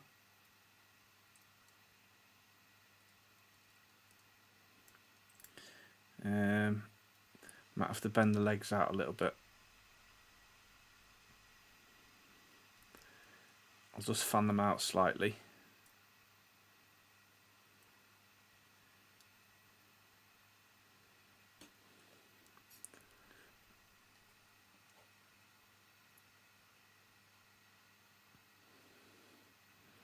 Right, I think that's good. Let me find the other one then, the 9015 that goes in there. We'll do them both at the same time. Is this a 9014 or a 9015? It is a 9015. Exactly what we need. Fan them out a little bit. I really appreciate everyone's help on this as well. I know this is a bit boring to sit through and watch. if you switch off the stream, come back to it in a few hours, might be nearly there, if you want to see the final outcome. Right, let's go.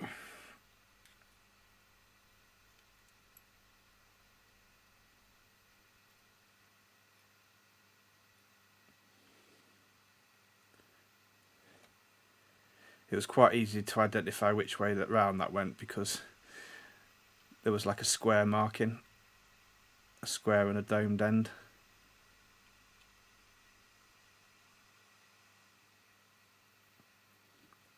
I think I put a little bit too much on there. It's just...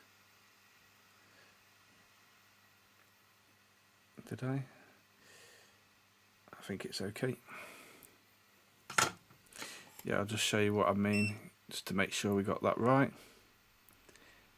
They've got a square edge and a domed edge.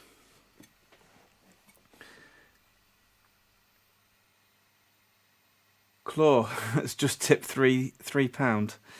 Stream Deck Fund. I thought it said Steam Deck Fund. Yeah, Stream Deck Fund. That's exactly what I need with the buttons. That's what I'm going to get. Thank you, mate. I appreciate that. That means a lot. I've definitely got to buy one now. I might not get the actual Stream Deck brand, because I've seen there's like other cheaper ones that you can get from AliExpress. So I'll probably just get like a knockoff one that does the same job for a cheaper price.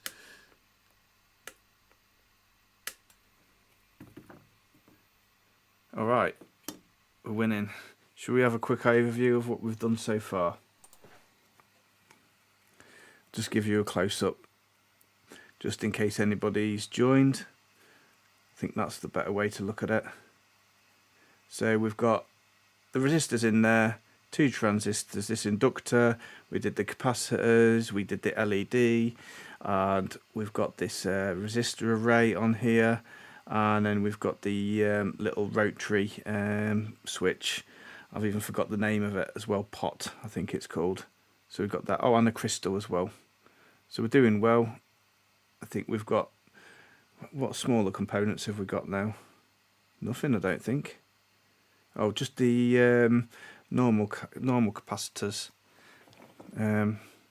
Let's do all those ones then, because they're quite small as well. NPN and PNP is the polarization condition in the silicon junction. So these are for, hang on, what's Symbol Tech talking about?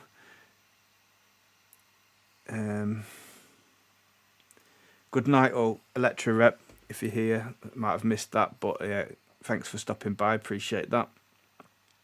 Already 1 AM, crikey. Well, it's midnight here. I guess testing for polarity, the conductance of electronics, the thin potentiometer trim pot. The cheapest one doesn't really look cheaper the last time I looked at it. The cheapest one.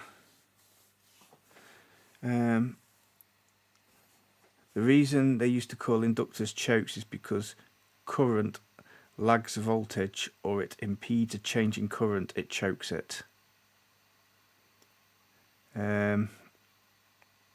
NPN complementary to PNP. Alright, so is that similar like an N channel and a P channel MOSFET? I'm assuming just that's what that is. Eye testings, I don't know what you mean about the cheaper one, doesn't look cheaper. Oh no. 1 second, I've just made a mistake. We've knocked the cotton buds over. We might have saved it. I think we saved it. 1 casualty, 2 casualties. It's because I had to plug the microscope in, and I've got the USB lead trailing. It just pulled out when I pulled that. Yeah, NNP channel. That's what I thought. Yeah. All right. What we were doing, the capacitors. Crikey, I'm going to need a drink soon. Oh, I've got the beer. I've even forgot about the beer.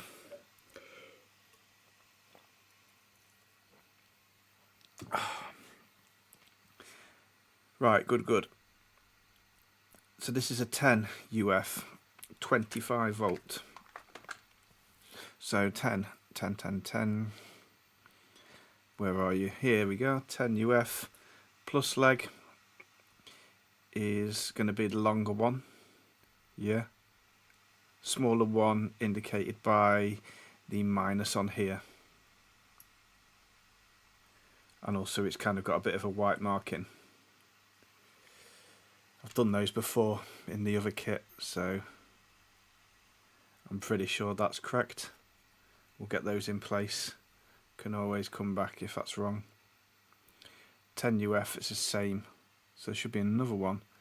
And there is. So minus that way.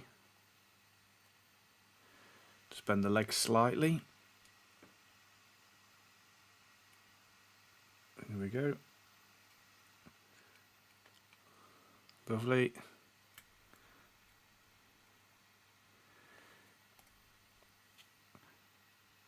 Sorry, it keeps drifting. There's another 10 UF. Have I got another one? Is this 10? I forgot to measure these, by the way. But we're going to send it now because they're already in there. I don't want to take them out again. If for some reason it doesn't work, I might be able to do some troubleshooting.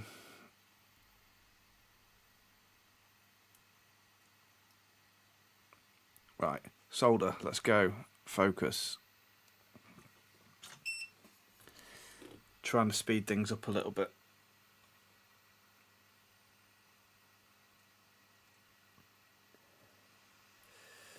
Okay, maybe we need some flux. Yeah, flux it is. Okay. Flux. Let's see how well the flux works.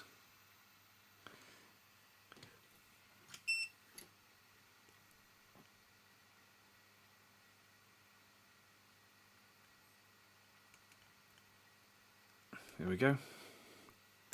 That was all right. Nano sponge.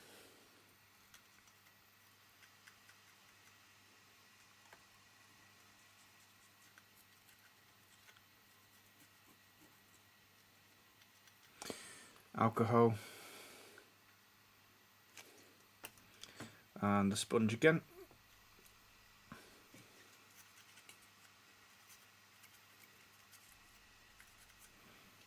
Right, can we solder these ones without bridging them?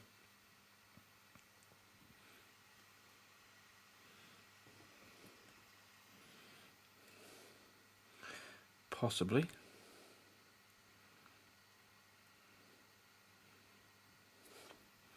And here.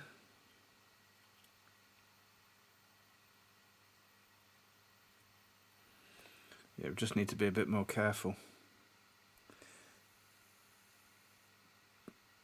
Because it's definitely quicker to not have to do the cleanup of using the flux. Right. No bridging, have we? No, they're not bridging. Let me just make sure I've done that correctly before everyone's chatting in a chat and I've not seen it. The cheaper ones doesn't look cheap. The last time I looked at it, oh right, that's you're talking about the clones, the Stream Deck. Yeah, I've not researched it enough. I just had a look at them. I knew I wanted one, and so I had a look at the clones, but I've not seen the price of a actual Stream Deck. Feral Cotton Buds. Yeah, nearly went. James and you guys, good night. I'm going to sleep. Yeah, don't make yourself late up. If you want to see the results, I'll send you a video tomorrow to show you if it's working or not. But thanks for stopping by. Literally negative or positive. Love that. Sleep well, Simple Tech. I'm off too, guys. Sorry, can't stay any longer now. I appreciate you even staying this long as it is. This isn't the most interesting thing, I realise, but it's just a relaxing thing to do. And if you want to join us, have a chat. But I appreciate you stopping. Night, yeah. Cotton Bud, Catastrophe. No, we saved it. It wasn't that bad. Capacitor, civil. Oh, George Preout, Jeep 42. Thanks for popping up in the chat. So what you're saying, civil in a capacitor, the current leads voltage. Voltage leads current in an inductor. In a capacitor, current leads voltage, then voltage leads current in an inductor. CIVL. I'm not sure what that means. Last time I was on JFix stream, at the last second of the stream, yeah, you're in for a long one because we're still not done on this one. Whatever happens, if the polarity is wrong on those caps, it's like a diode, or will they pop or something? Good question. So if the cap is in the wrong direction, I'm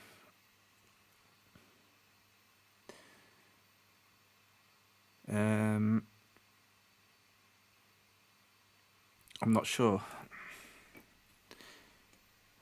That's a good question. I'll have to look at that one myself as well, unless anybody else can help. The cap can go boom, or the circuit will not work. Yeah, it's not going to work.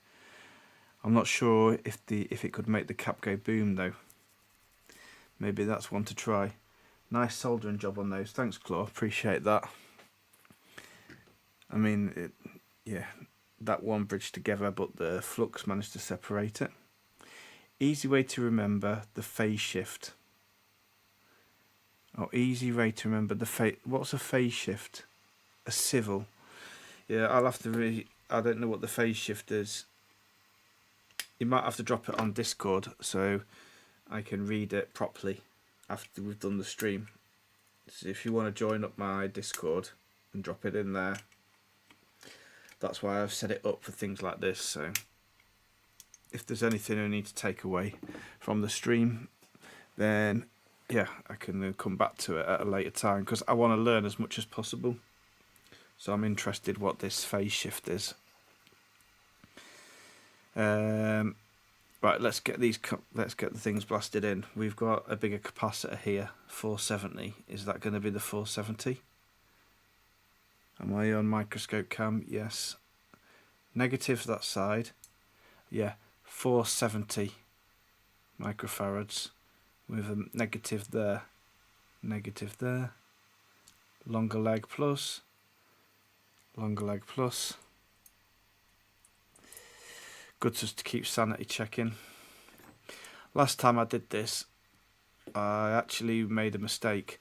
I looked at it, aimed it all up, and then I still went and put it in the wrong hole.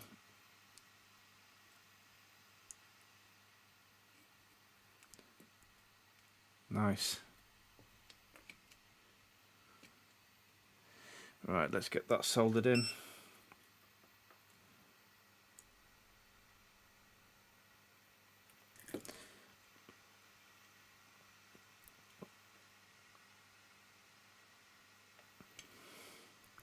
Is that dropping down? Or do we want a gap anyway?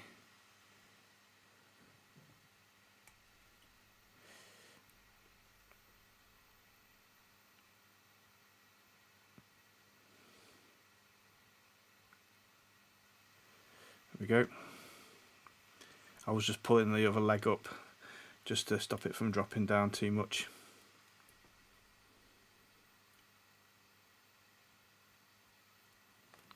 Here we go, we're done. Looking good. Let's choppity chop. Gone. Gone. Right, cap's gone on. Let's try and speed this up.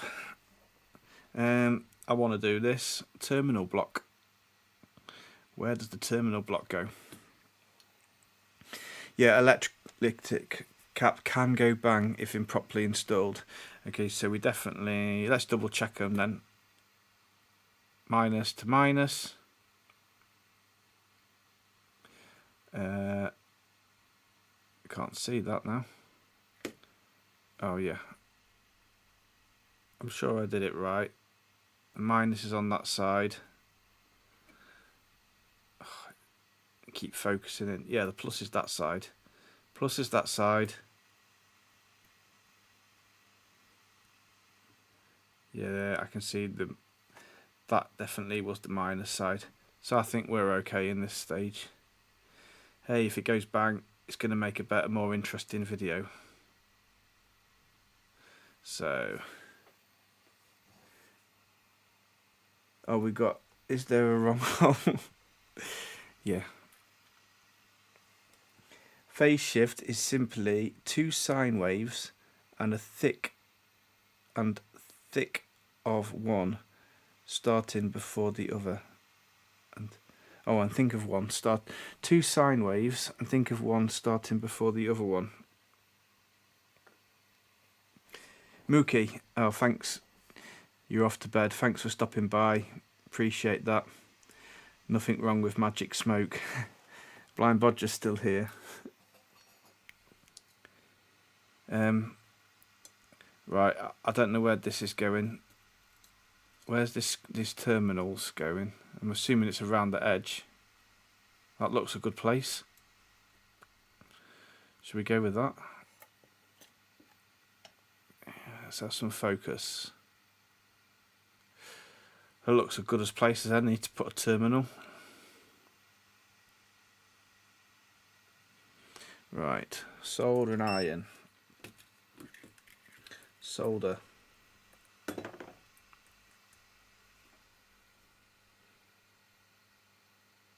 I'm going to clean the tip a little bit.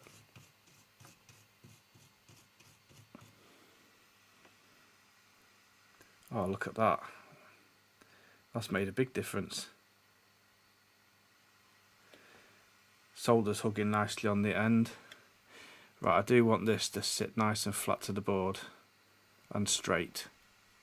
So let's line it up perfectly how we want it.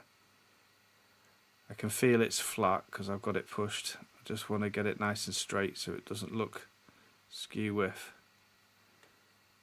Happy with that? Coming in, I've got a nice bit of solder on there. Just tack it on.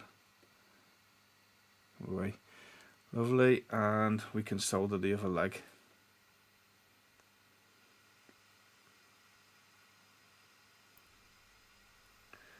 Oh wow.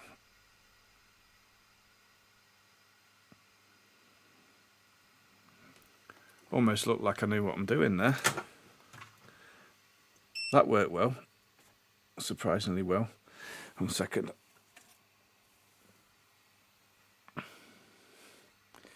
Moment of truth, is that sitting flat to the board? Look at that. Feel like I'm getting the hang of it. Lovely. What else can we do? I kind of want to do something exciting now. I think I just want to do the big socket. Let's do that. We don't want the little socket. Let's do the big socket because I just want to blast a load of solders in one go. So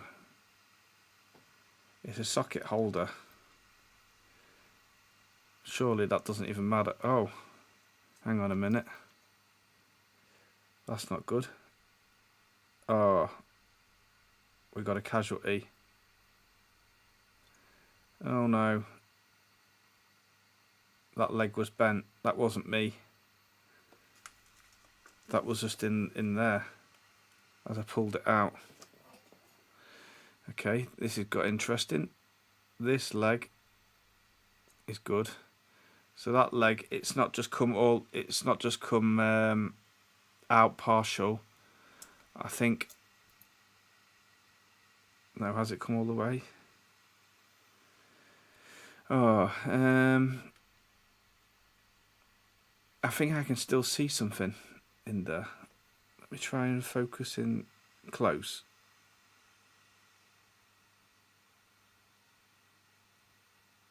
Oh, there's nothing in there. There's nothing, is there? What would you do in that situation then? Right, that's got a dip in there, so it's going to go there. That probably just, you do want it the right way. Not that it makes a difference, I don't think, but you want pin 40, so you're gonna, if you're gonna take a socket in and out. I would like it so you could unplug and unplug the chip in again, so maybe I could solder, grind away in here and solder a pin, a little jumper from here to here, rather than soldering the chip. Car 4. Skip the socket. Pin repair vid, or run a wire. Skip the socket. So we could solder the chip in directly. I think that's what car 4 means.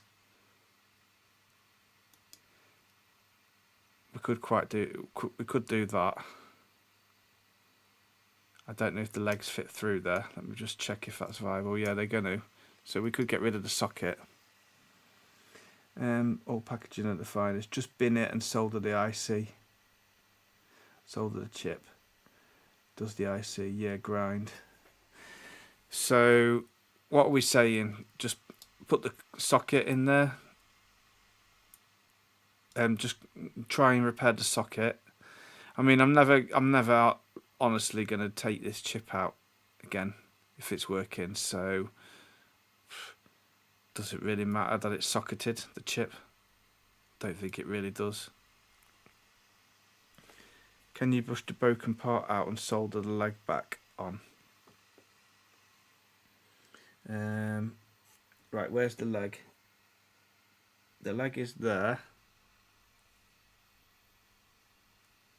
somewhere, and there's that.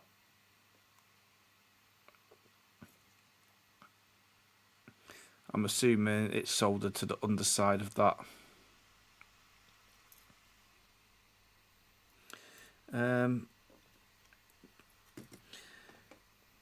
Because it's just this cheapo tester, I think I might lose the socket,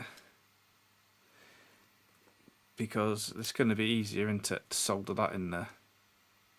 If I'm going to solder the socket holder and do a repair on the leg, it would just be for practice only, not really any functional use.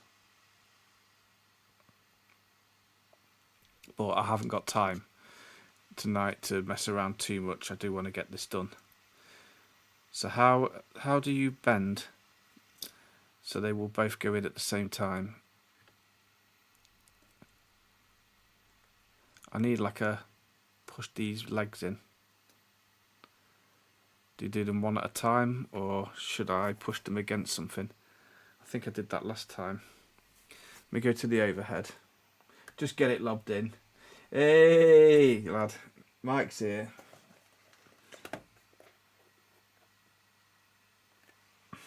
Right, let's get it lobbed in. Mike's spoken. I'm under the pressure now.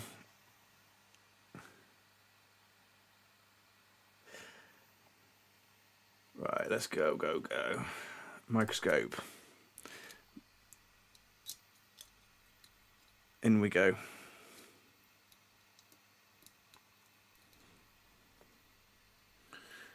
We're in.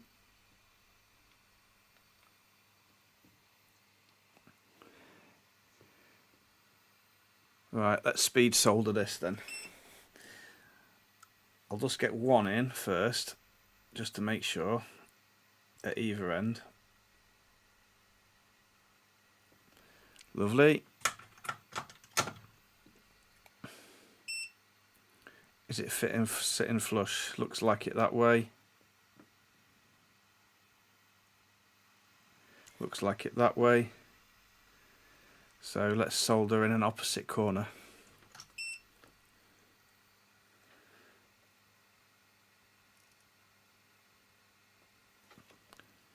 Right, two opposites. And let's go down this side.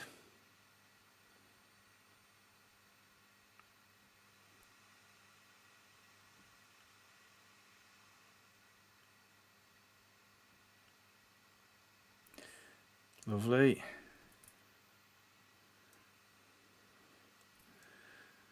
Can't feed solder in quick enough.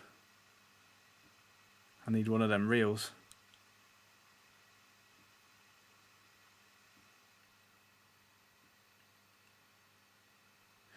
Oh, that's so satisfying.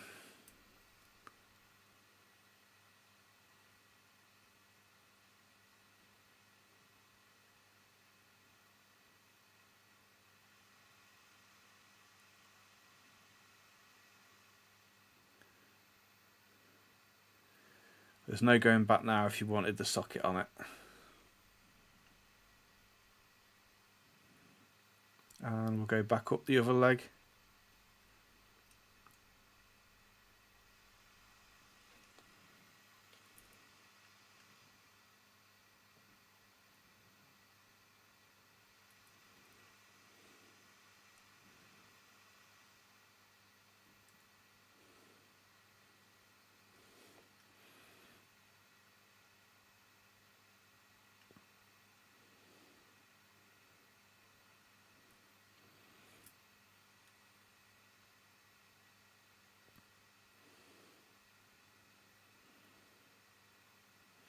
Yeah, nearly there.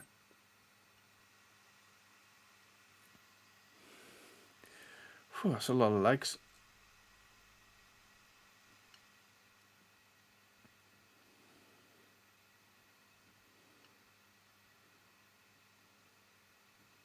One more.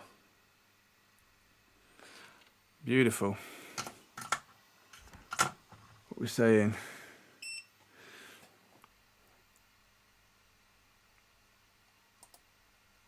Press against the bench and punch it against the flat surface. Yeah. Dreams, you're a little behind. Don't think he is. Right, I think we're in. Looking good. I think we'll inspect it from an angle just to might see better.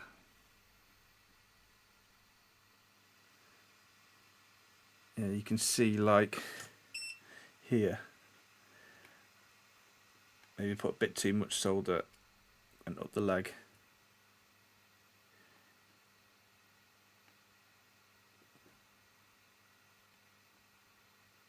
It's amazing you can't really see looking in the top down view.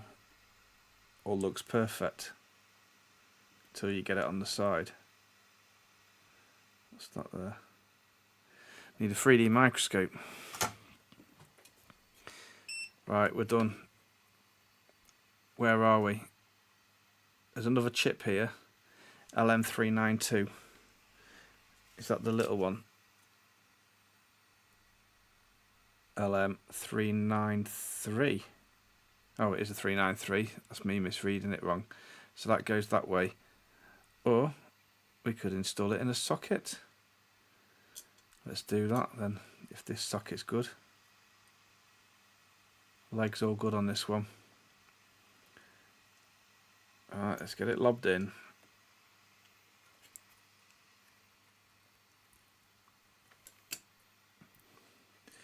Alright, it's falling out.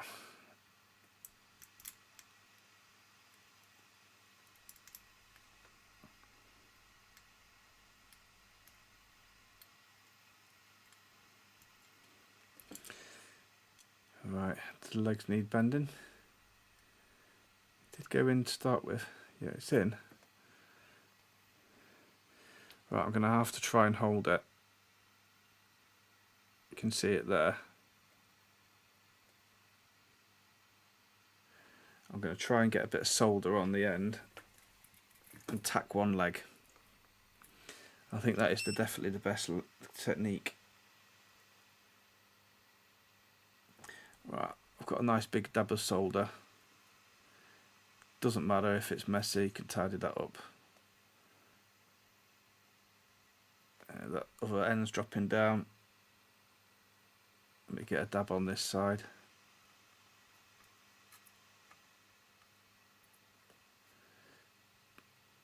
Right, it's in place. Right, tidy it up.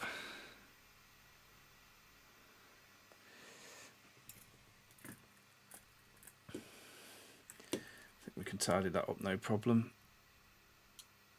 And clean my tip a little bit.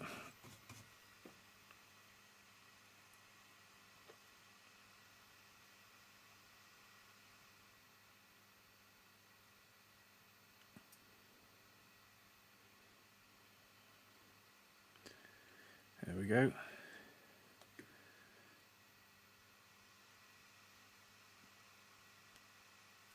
Why doesn't it feel like there's a leg in there?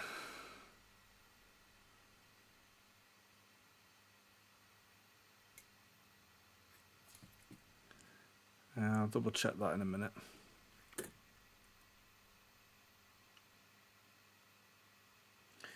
I think it is. Get out. Managed to recover that without flux. Just inspect those joints.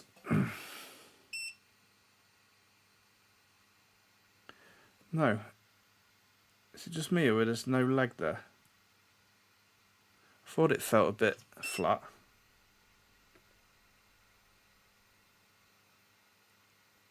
There's nothing there.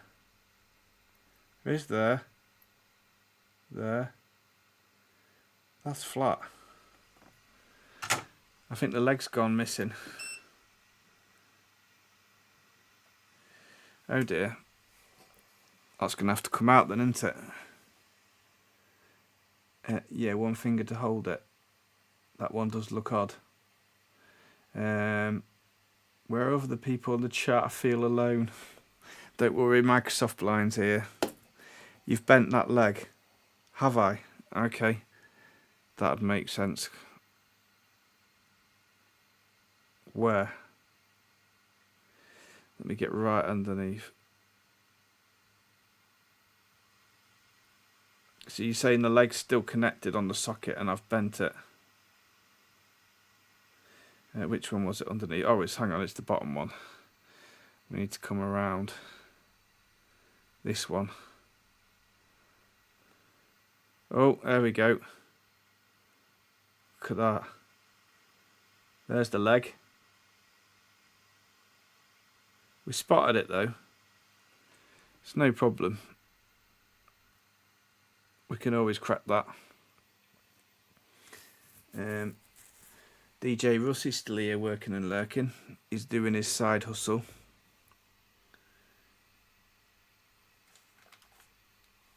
Alright, let's try and get it out.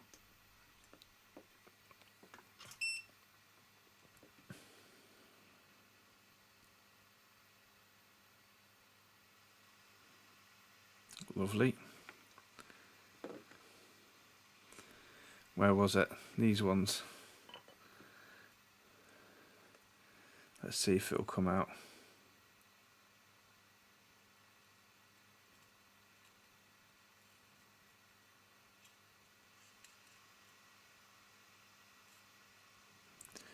I'm going to struggle to get all these out now, aren't I?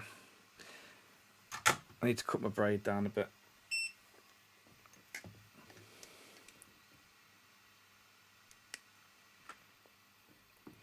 And hold it. It'll get too hot.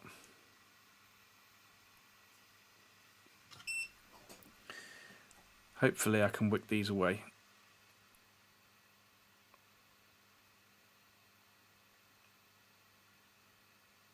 I don't think I've got any solder on the iron.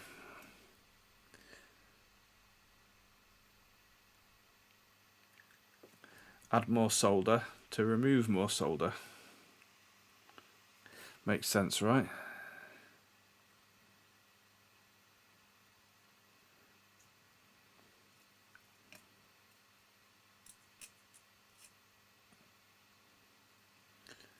It's doing something.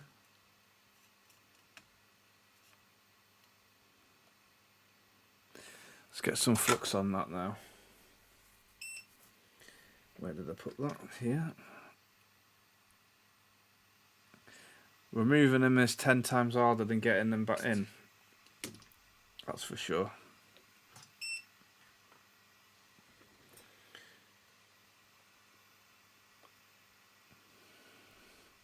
Let's try and get in a bit of an angle here.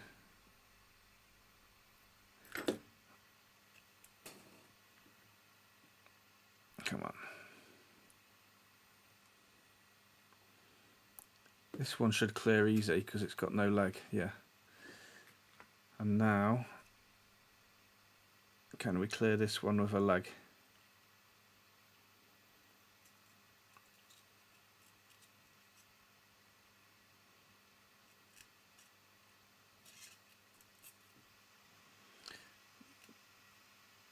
I need a desoldering gun.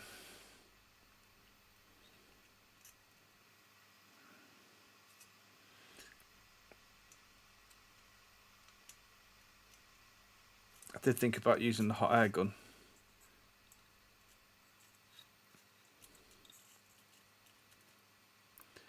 I wonder if I can just try and heat them all up together on this piece of wick.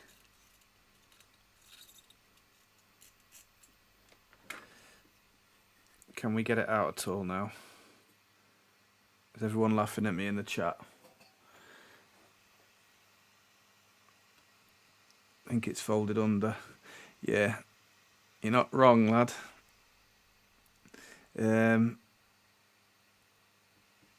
Why do I prefer a sucker? I have no success with braid. Actually, I've got a solder sucker. 50% chance to break when bending it back. Yeah, if I get it out, I'll probably just solder the chip in directly now. See if it's connected. Good idea of putting solder braid in the flux like that. Easier than what I do by adding flux on the braid. Yeah, that was a tip somebody gave me. So how is it moving? No movement at all. So let's hang on, how are we going to do this? I'm not good with the solder sucker, I'll just tell you that now. I'll add a tiny bit more solder on so then I can heat it up and hopefully suck the whole thing out. See?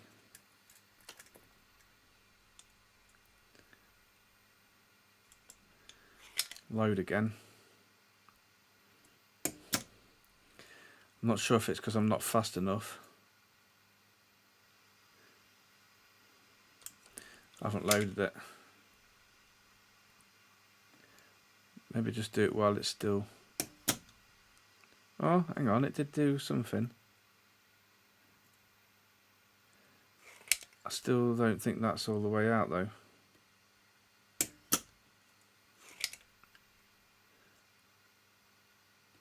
Let's go for it.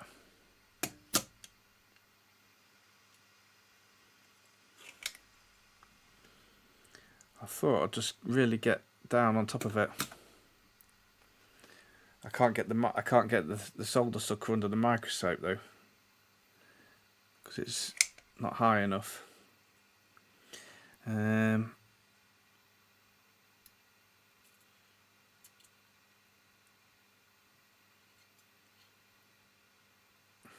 I'm not sure if this is working out or not.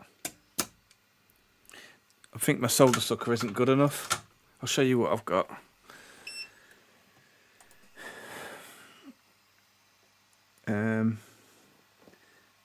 If you put a bit of solder on the iron, it will help the solder. Yeah, I just tried that.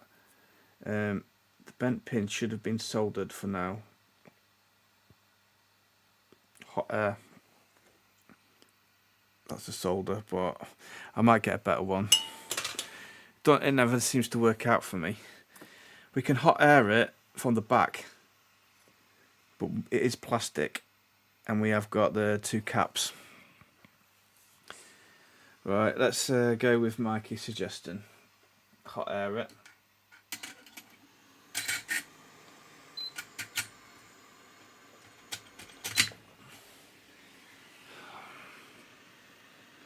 I'm going to whack up the temp.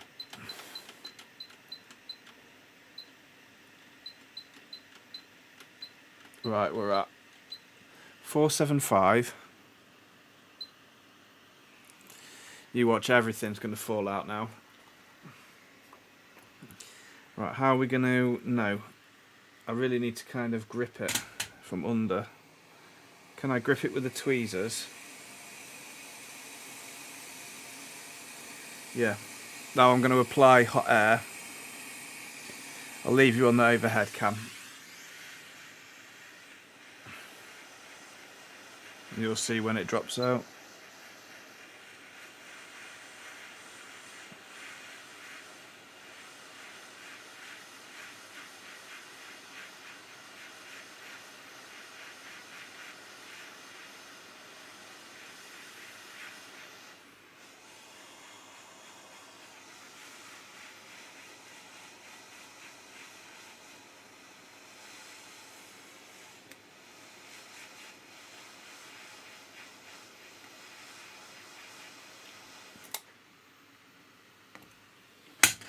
The solder's melted, but it was still struggling to come out.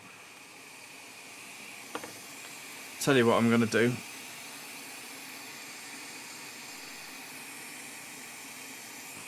Yeah, hot air and plastic, no, but I'm not going to keep it. I've got one side out of it, by the way. So what I'll do now is I'll just snap it off. There we go.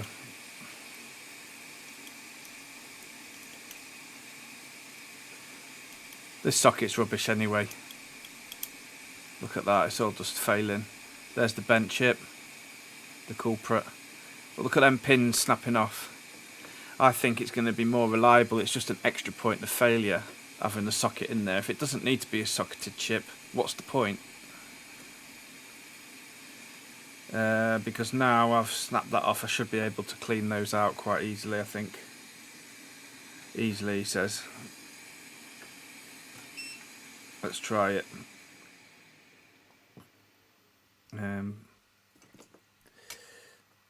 Let's get a bit more braid.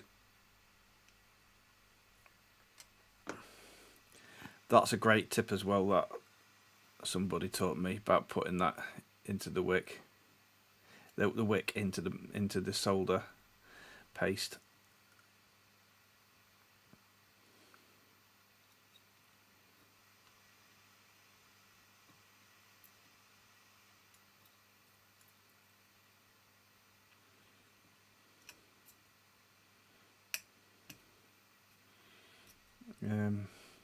I've just pushed the leg down with the iron. I think that's the way to do it. Should just fall out on the desk then.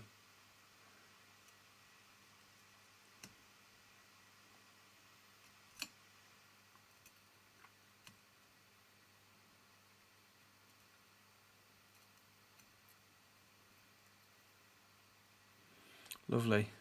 I think just this bottom one here.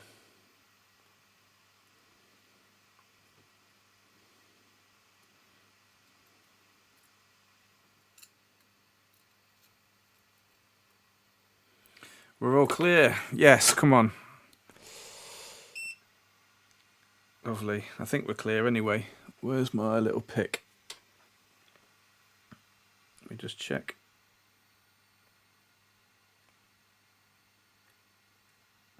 No, we're not.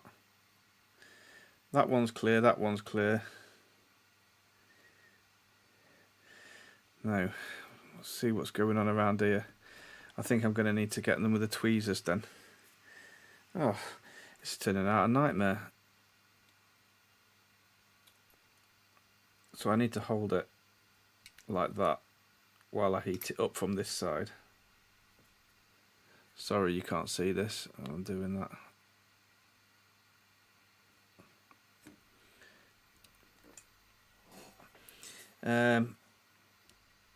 This one,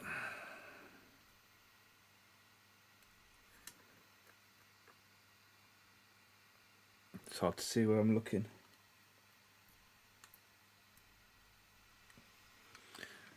We got it.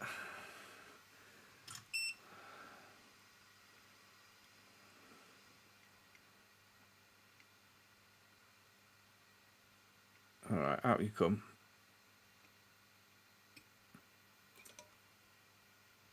Yep, that one's out. Why won't it just poke through? In fact, maybe I can poke it through from this side. if I heat it up.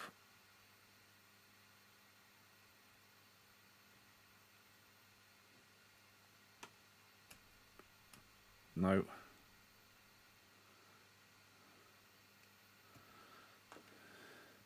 Have to do the same method again, or potentially add more solder, yeah. Yeah, hot air solution at this point. Tin your iron. Tin my iron, okay. Dreams. 350. Oh, he's unhappy. Dreams, sorry. Let's go. I don't think I need to use it anyway. I'll knock it down a bit.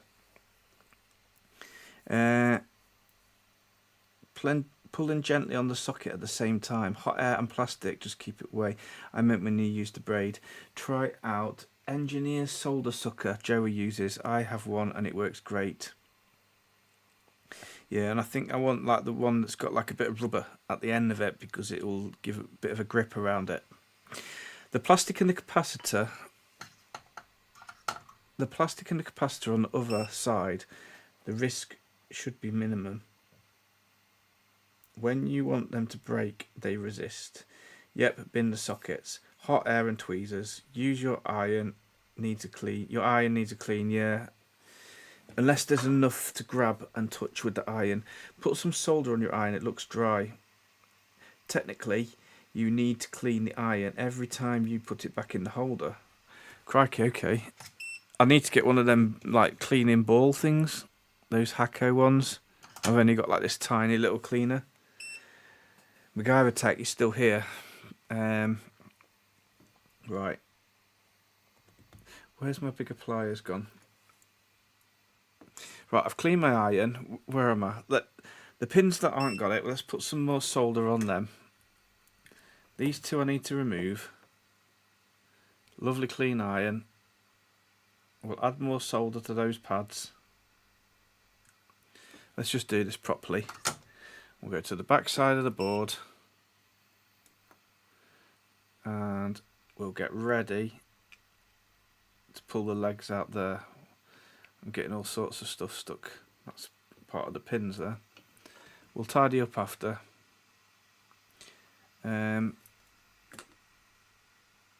Okay. Let's roll with it. Maybe it will push through with more solder.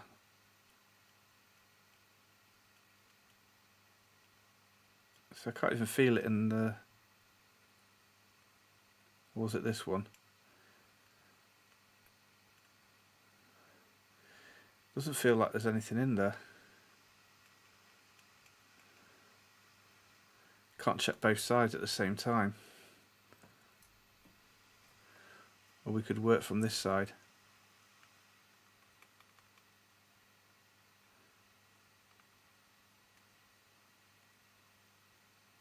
I can't see any leg in there. Maybe there isn't. Let's just clear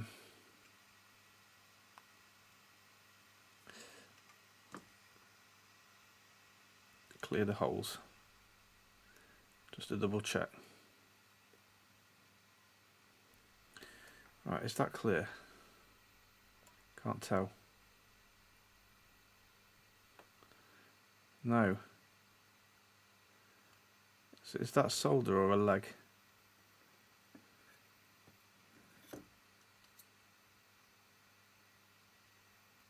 It is a stubborn leg. It's still stuck in there.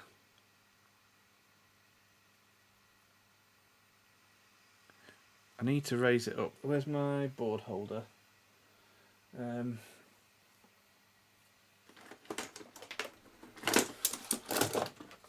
1 second.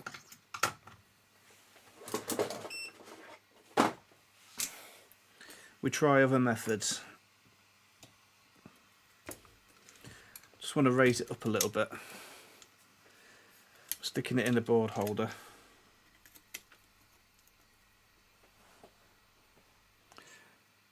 Right, that should give it some space to drop down now.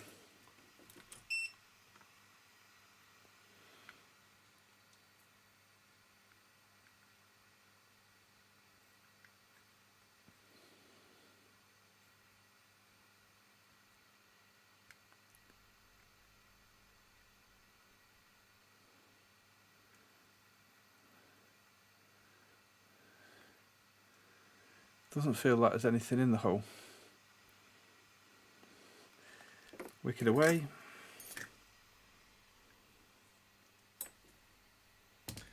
And where's the wick? Here it is.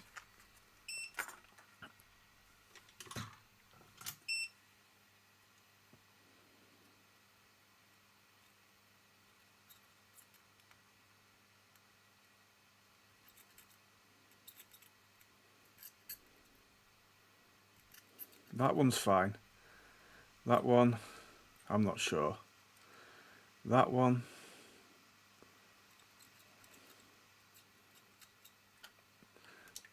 I don't know.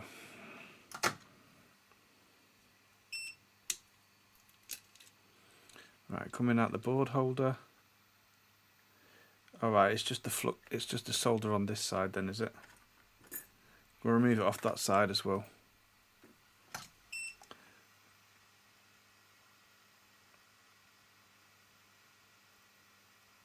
Come on.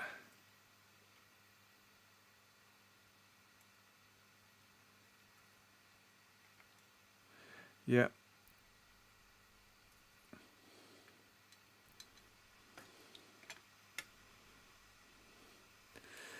Right, is that it? Or has solder passed through?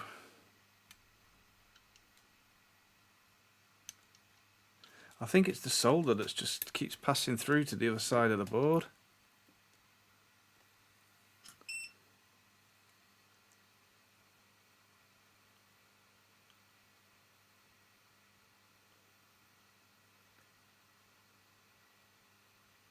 What's going on there?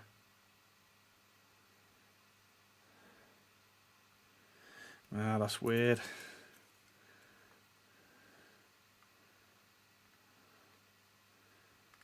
I can't tell what's going on. Let me go clean that up.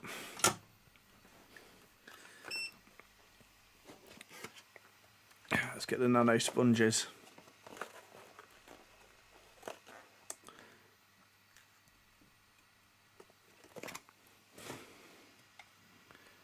Right, nano sponge. Let's see what's going on here. Oh, what a mess. That's the only problem with the flux.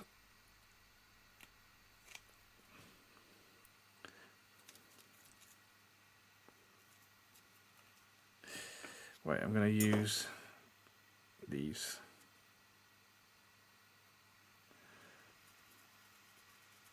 Oh yeah, that's better.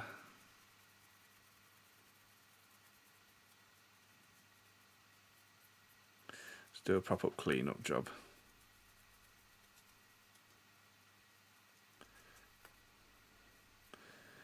What's going on there? Have I damaged the pads?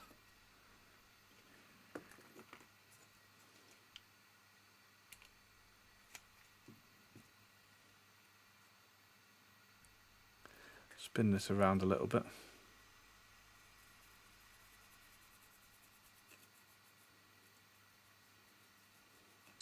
Don't want to damage them caps. Right, there we go. So clean it with isopropyl alcohol.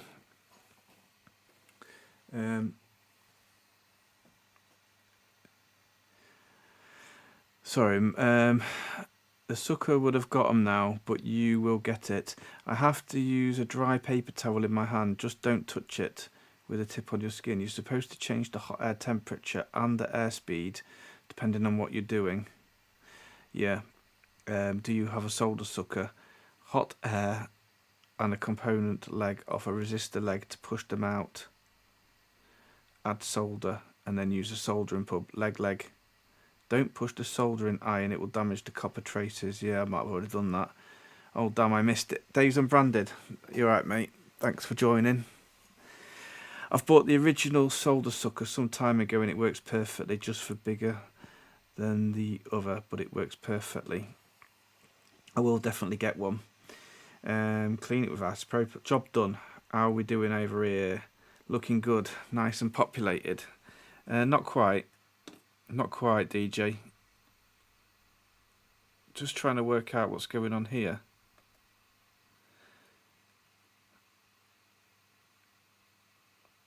It's not a leg. I think that's just flux that's stuck between it. Yeah, look at that. Yeah, that's flux. Yeah, what I used for braiding it away. I think I just need to go out like that, because you can, yeah, you can see, look, that's flux coming out there. It's not solder and it's not a leg, but I'll clean it out with this pin. You can see.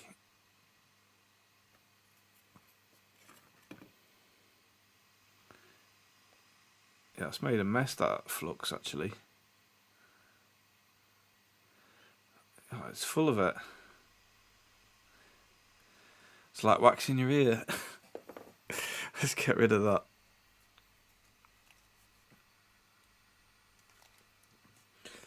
I'll just use a cotton bud on that now.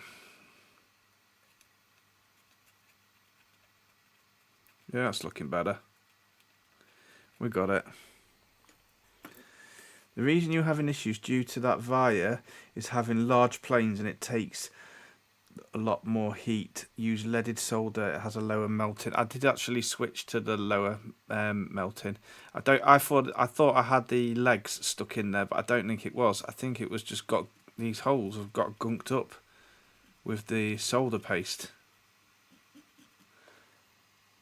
And as I was trying to get it out, it was so thick, I might have just expanded that hole a bit, but I've still got plenty of the pad around it, so I don't think I've got an issue there.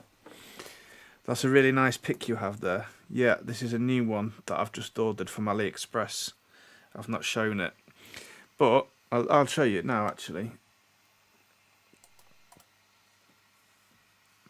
I've got this one.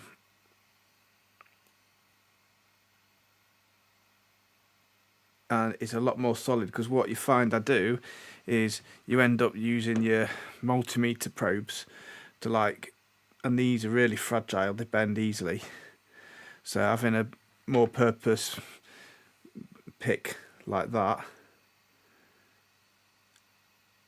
it's really sharp and it doesn't bend as easy, and if it does bend, I'm not damaging my multimeter probes. That was the thinking behind that one, so I'm going to be using that. It's just like I don't know, I think it's actually like that end is like a blackhead remover or something. It's like a beauty product or something, but it's got a really nice stainless steel sharp spike on there.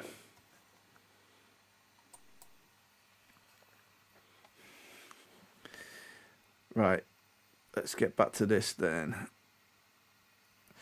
Let's find the chip then that went in there, because we're not going to use the chip holder anymore. I can tell you that. Here's the chip. It was the LM393. LM393.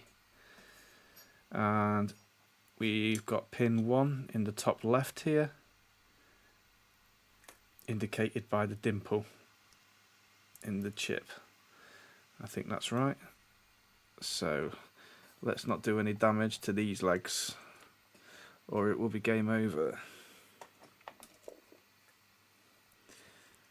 Can we bend them slightly in? Yeah, I'll press them against something as a safer option. We'll press them against this chip. Just takes a fraction.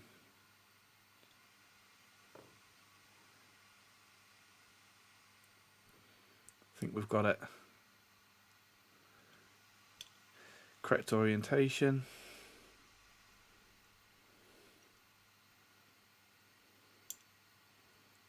Ooh.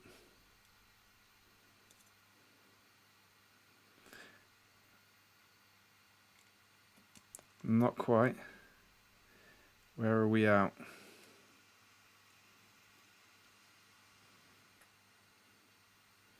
Top needs to go up slightly.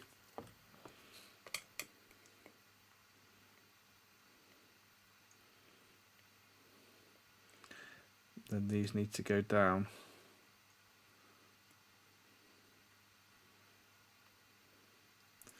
Just want to be really careful with these. That one goes in there. Before we go pushing it, let's just check. Yeah. Right, pin check. All through. No missing pins that are bent under. That mistake cost me a lot of time. Right, we're cleaning our tip after every time, aren't we? There we go. It's cleaned.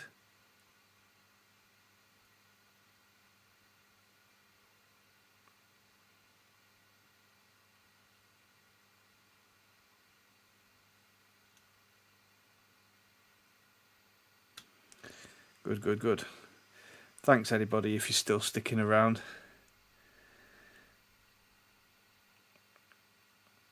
This could still take a long time. I'm not sure if I'm going to get this done after the amount of time this is taking. We'll see. Depends how much the other bits are. Might have to revisit this tomorrow night. What we're saying? Damaged via. Oh, I can check. Yeah, just the solder. Poke it again. The vias look good. Yeah, I think they look good. Where are you based, JFix? I'm in the UK, Lincolnshire. That's a really nice pic. I've read that, haven't I? For next time, remember to remove the components or the socket straight in one piece with the hot air. Yeah, I will. I'll try and remember that. Remove the components or the socket straight in one piece with the hot air. Yeah, I was just because I wasn't bothered about that. I just tried to snap it off the socket as it came out. We know now. Have our smallest kitty watching you fix. Oh, that's good, Microsoft Blind. You've got a kitten.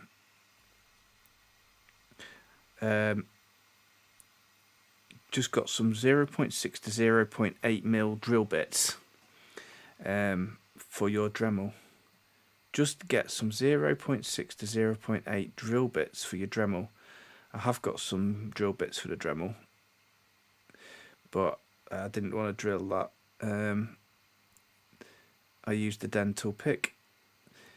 One tool old schoolers use when desoldering through hole is to heat the via with the iron and then use an aluminium probe like your pin. The pin actually can get stuck. The aluminium probe never sticks. That's a good... The old schoolers always have the best little tricks, and they're the ones I want to learn. So you're using an aluminium probe and it won't get stuck. Yeah, because that thing's going to take a lot more to heat up, I think, than that little chip, because it's quite long and it gets wide here as well. Look, compared to the chip, it's got a lot more thermal mass. So I'm guessing having this, it's going to take a long time to heat up. Photo, JFix latest fan in the Discord fun chat.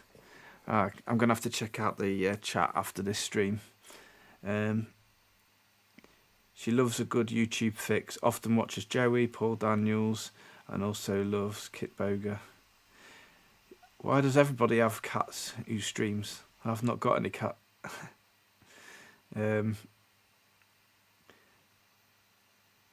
and off, still lurking and working. Yeah, keep on working, Yanni. JFix, now you have a fluffy fan club. Alright, get the cat pictures in on the Discord. We'll have a look. She's 11 years, still dinky.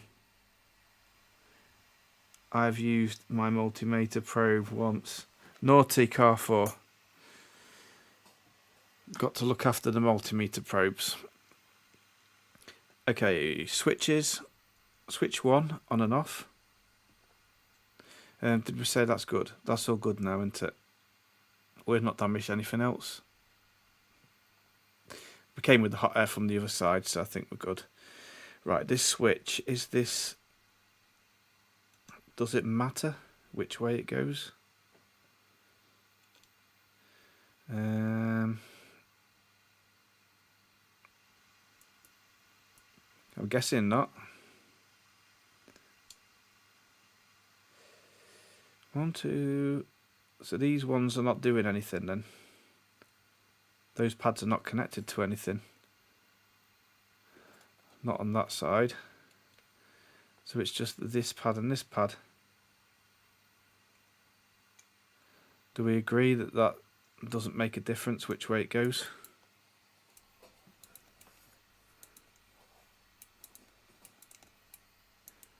My multimeter probes are used to measure things, not random things that they aren't made for.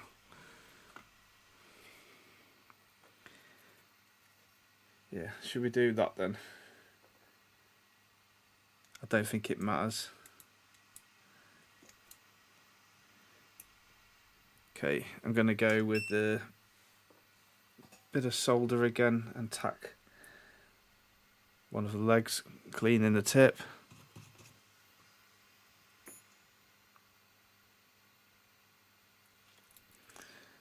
Right, I want this switch flat to the board.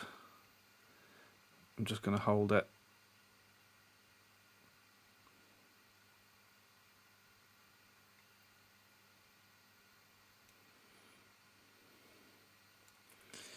And I think we're good. This one.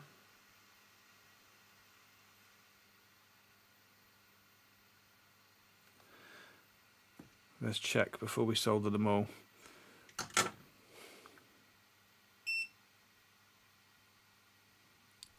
Looks pretty good. Let's send it.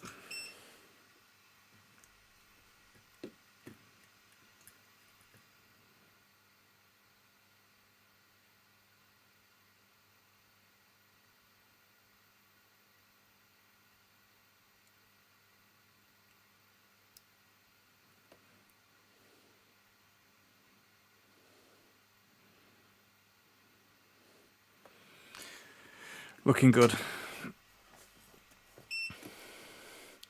Switch is on.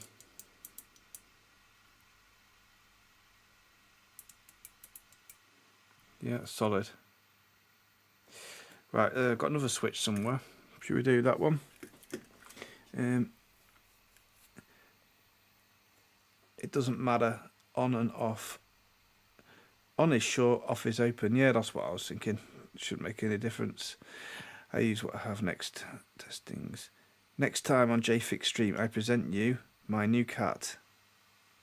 Okay. Send me kitties. I'll be looking at the pictures after the stream.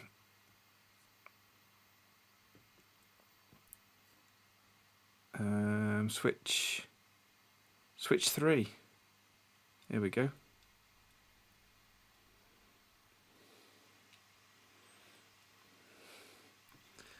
Or should we have a look at the cats now? I'm interested now. 1 second. Let me see if I can go on Discord.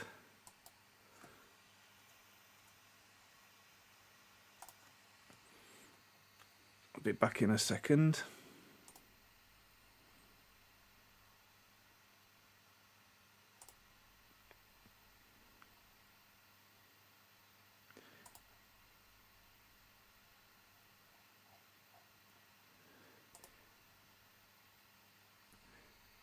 Oh, here we go. We've got Blind Bodger. Let me go to my desktop.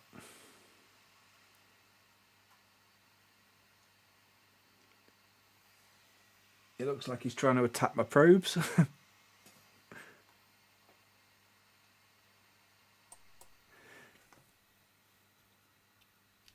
Yeah, he must like multimeter probes. If I wave him around on the screen, is he going to start trying to attack him? Right, I'm going to hold this in. Let me get some solder on this ready.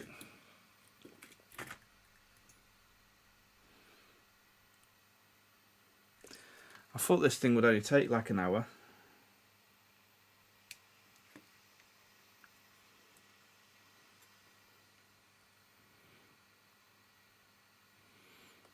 Right.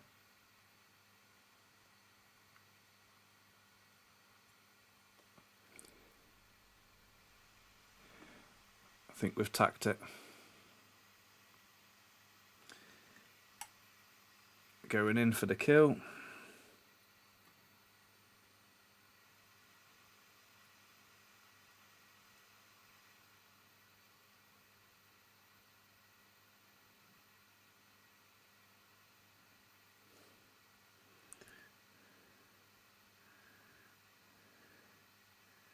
And finish this one off.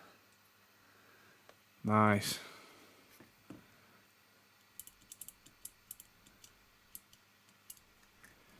They're just literally on off switches. Okay, let's get these. I'm running out of components now, that's a good sign. I've got this variable resistor. So I'm guessing this is different to the pot resistor. Does this matter which way it goes round? This is a Bayota 3296.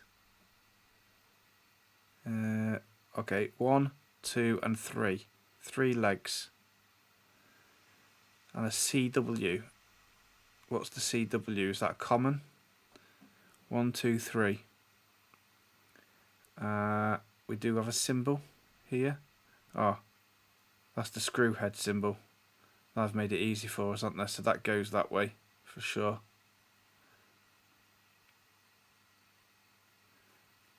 Yeah, let's do that then.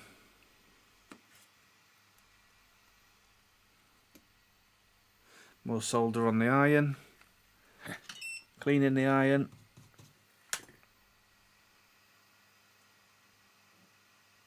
Tinning up.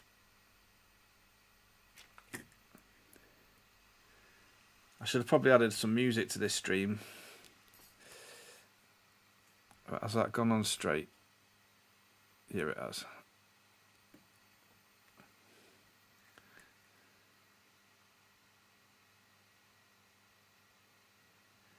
I don't know where to get the royalty-free music. Just a bit of background music. Doing this kind of job kind of gets boring.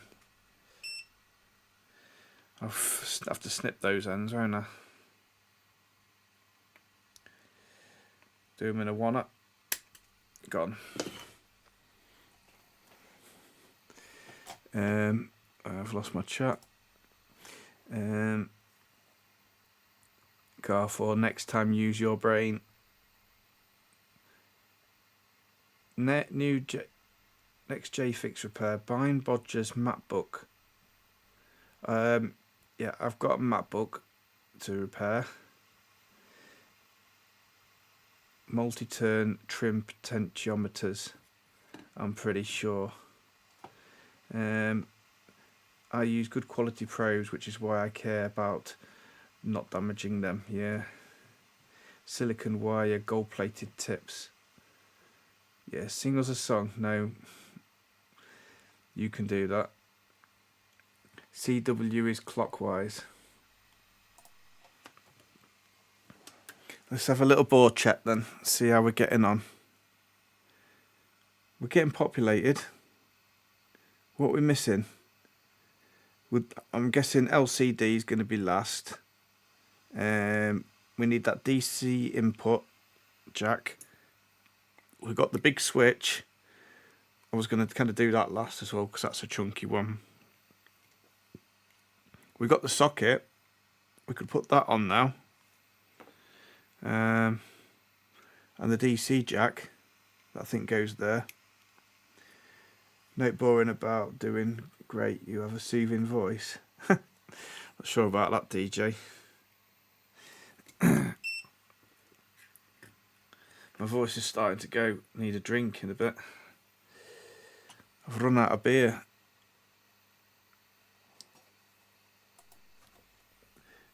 Right. Let's get this little DC jack on. Can't wait to actually test this thing. Right, you're going to be out of focus for a bit.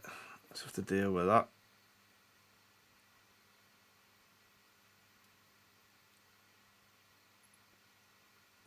Tacked on. Yeah, we're good. No, we're not good. We're flat, but we're at an angle. So let me see if I can just loosen it up.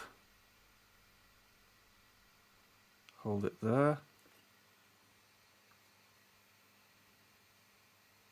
Yeah, I'm more happy with that now. Just be gentle with that while I just tack the second one.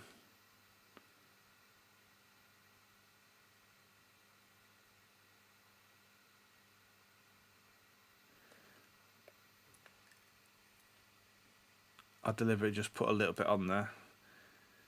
It's going to do a bit at a time. Didn't want it to move. And now I'll go in for the solder.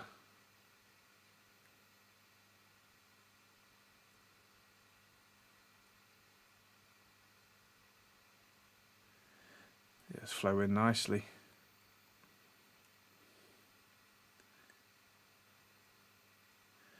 I think this solder must have enough flux in it to flow it.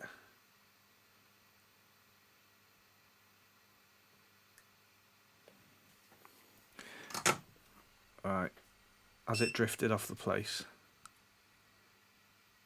No.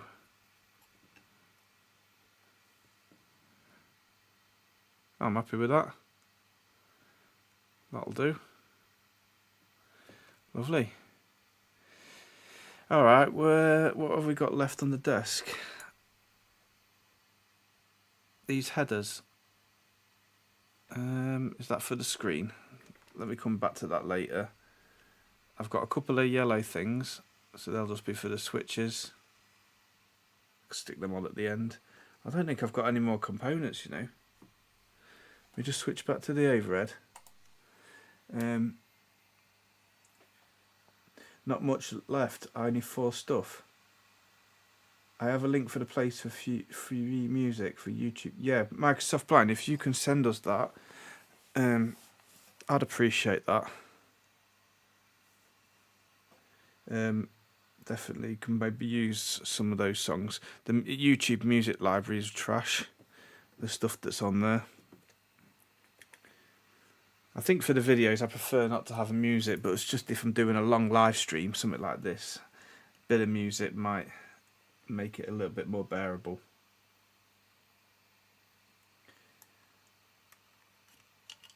Alright, I think it's this socket now. Putting this on. So which way does this go? It's got a indentation there. But no indentation there, is there?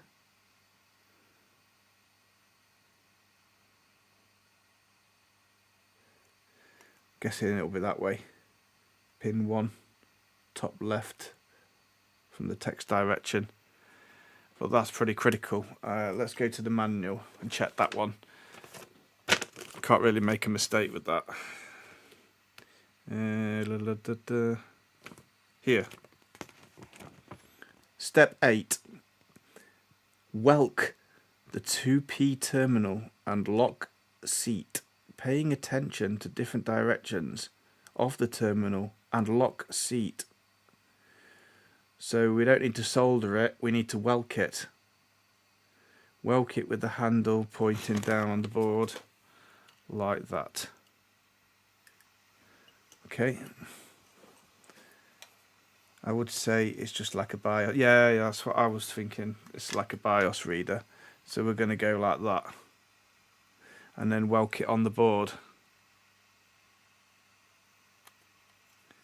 Lovely. I want this nice and flat though. Let's get some solder ready. Welking time. Usually they say welding. I'll hold this one up to the camera. Why welking?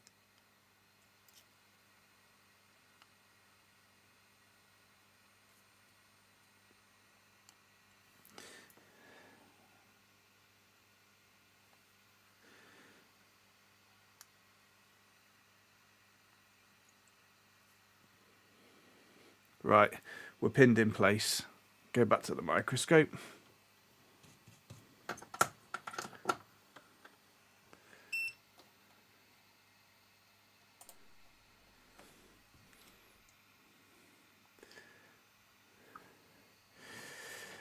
I don't think it will matter actually. It's a through terminal. What do the instructions say about the ZIF socket? You can't put it in the other way. Oh, well, kit. What is that? I'm writing a BIOS now. Oh, Dave, what are you working on? What laptop you got? I like welking things, yes. Come on, let's do some welking.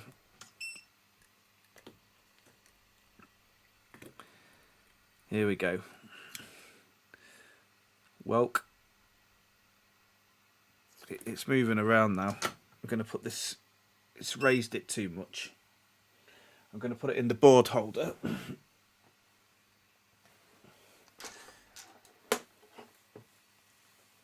Where's my new board holder? Here it is.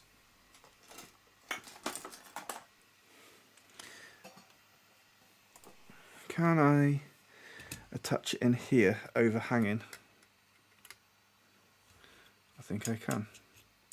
Is it big enough? Yeah, but the other components getting in. No, I can do it like that on the edge. Yep, that'll do it.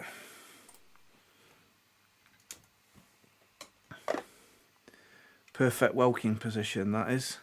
Probably just need to focus it because it's got a bit higher, hasn't it? There we go.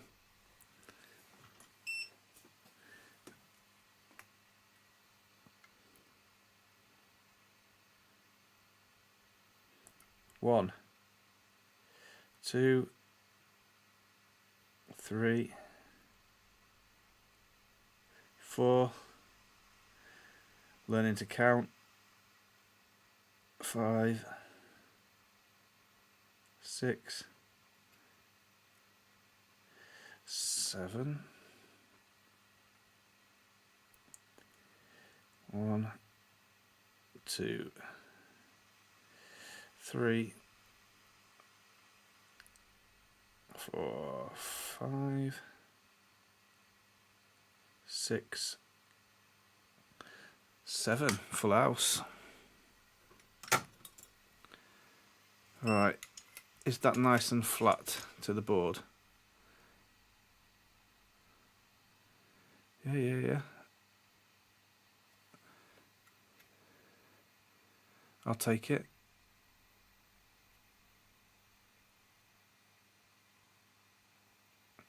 It's raised up in the middle, but that's the design of it. You can see it's kind of got like feet that it sits on either end. So we're good. I don't think we've got any more components left now. Just the big switch, isn't it?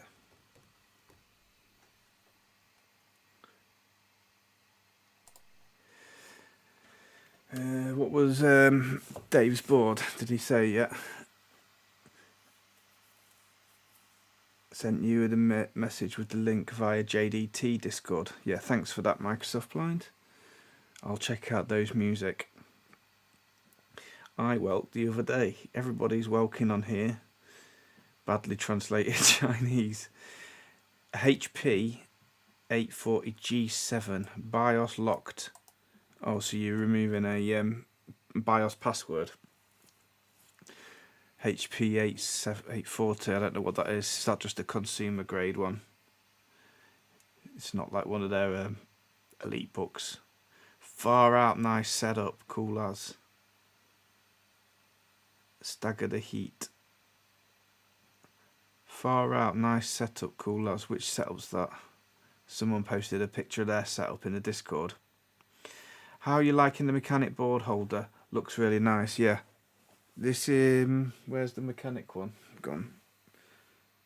Here. I really recommend that. I've already shown it on a video, but the MR6 Good thing is about it is that they're really quick to go in and out. But it depends what you're working on. Like, it is still too small for a laptop motherboard, and what I found on the laptop motherboard, it's sucking the heat into the pad. So ideally, might need to use a bigger one. I do have a bigger one, but this is really heavy. You can see on the back, it's thick steel or aluminium, and it sits on the feet like that, so it can take the weight, it can take the heat. I think those are the only bits that are rubber. This is all like metal as well, and you've got like indentations on there for holding chips and stuff, you can see. But I wouldn't use it as a chip holder. I would say more like the board holder than a chip holder. Okay, let's go with the rotary switch. Where did I put it? Here. There's the rotary switch.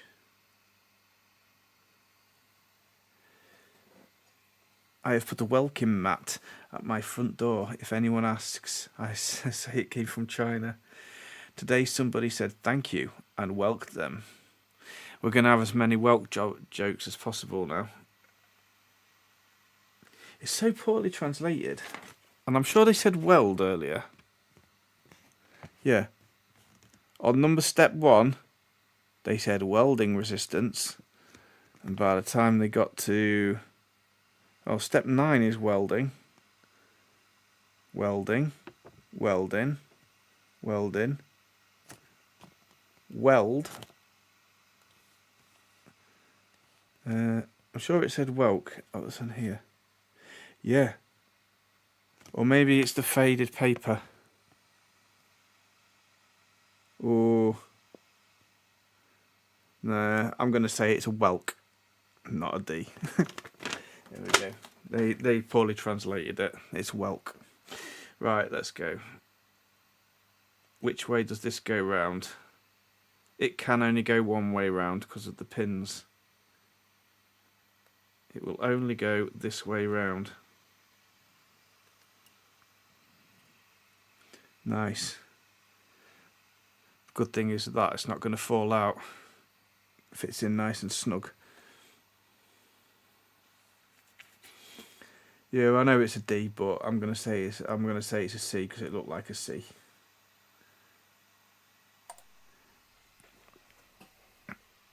Let's bring this back in.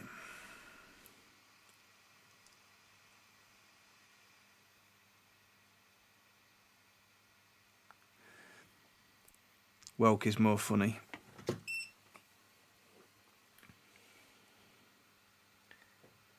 Right, just got a bit of solder on. Just trying to get the right angle to come in on.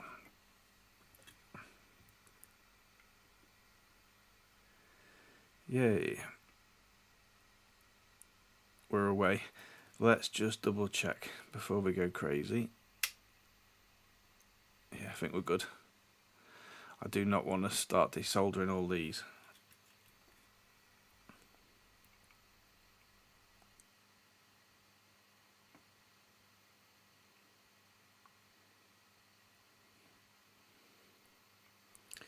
Go.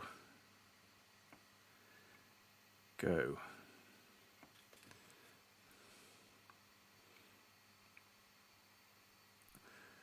I feel like I'm on the home straight now. It's just the screen to plug in.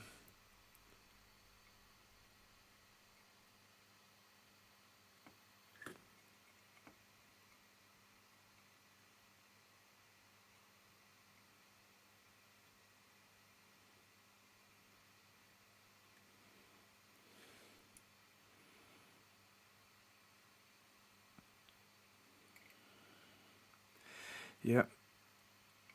Maximum concentration here.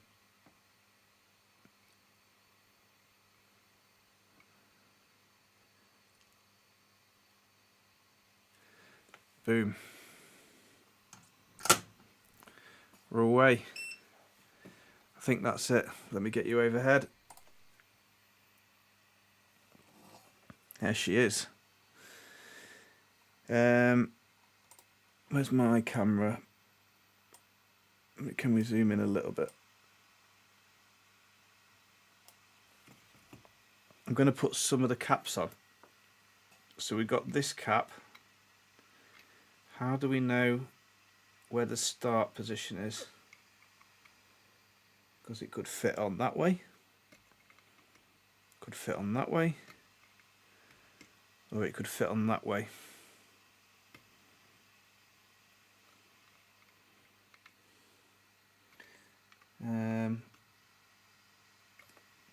So I'm not sure.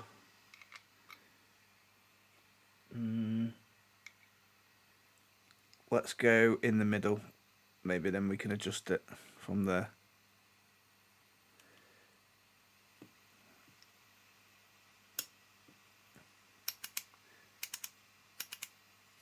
I guess maybe there's something that's like an on and off, maybe on the little frame. I'm not sure. I don't even know how this tester works yet, so we'll play with that. Screen. So this screen, how is this going on there? Obviously with these, it's going to plug in there. And then drop in like that. Sorry. We've only got one set. So where are the pins for the other set? Am I missing something here? I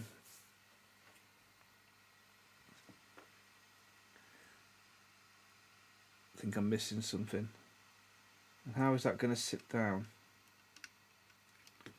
It's fouling on that cap. That cap there sits too high. So that cap should have been bent over, shouldn't it? I think that needs to bend over flat. The lines at the bottom mark the knob. Okay, let me get back to the switch. Yeah, Welk is way better than Weld, I agree. The marks on the bottom. Let me hold it up for you. The marks on the bottom. Oh, these marks. Yeah. So we got UF, PF, UH and megahertz. So if I go that way, can I switch it down? No, I can't. It's maximum turned that way. So that should be, it can turn this way. No, this way. Yeah, that way.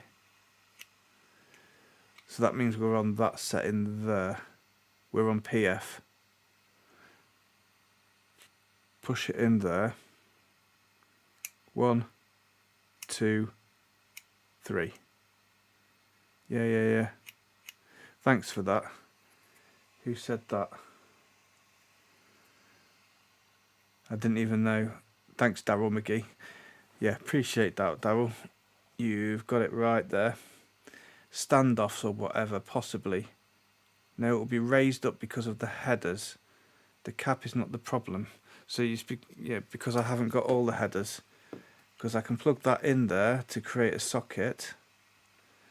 Then I need another header to go on there, and that should raise it up enough, right? Look on the circuit board, it seems to select the components and yeah, we've figured the dial out. Thanks, Dale. Appreciate that. Thinking that's why they used a socket for the big chip. Clearance over the components. Socket for the big chip. Yeah. You're gonna have a male part too.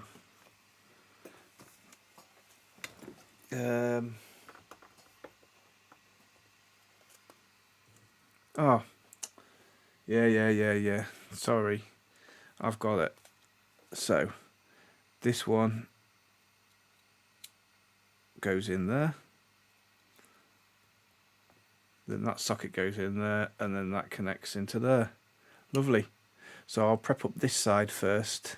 I'll carry on. No, let's work on the screen.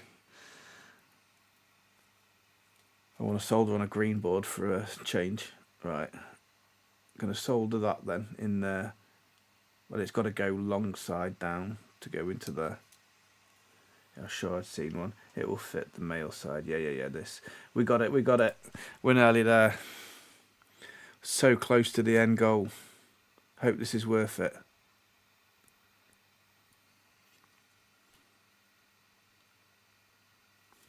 Right. Let's go. Clean in the tip.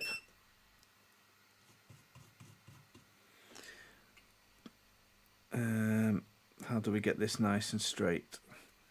Solder.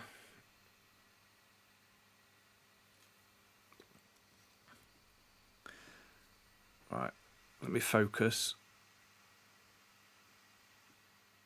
I just want it to be flush and straight. Can I hold it like that? Now I'll come in with the solder on the side.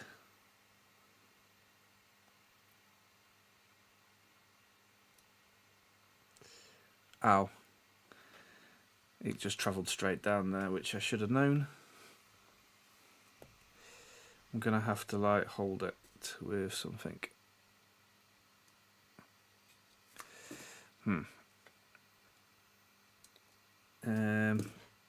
Alright, no, I'm just going to have to do it like this. I'll get some focus in a second. Sorry. So I think I can see when they're in the centre of the hole like that. I'll keep them like that. Okay, like that.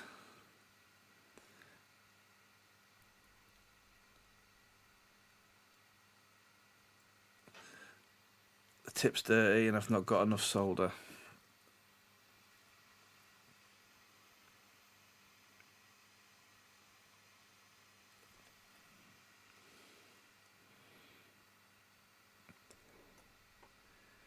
All right, up here.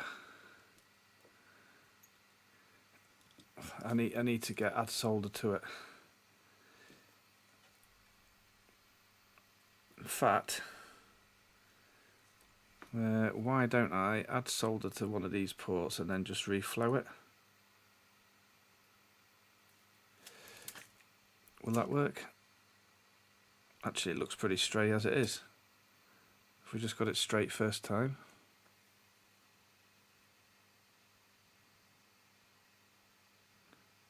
Almost. I'll try and adjust it. I can see what I'm doing.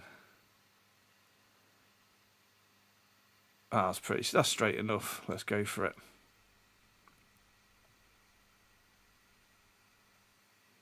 Right. VSS is in. VDD.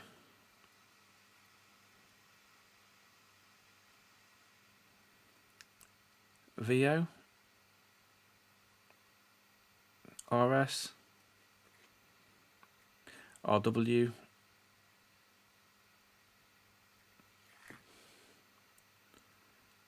E.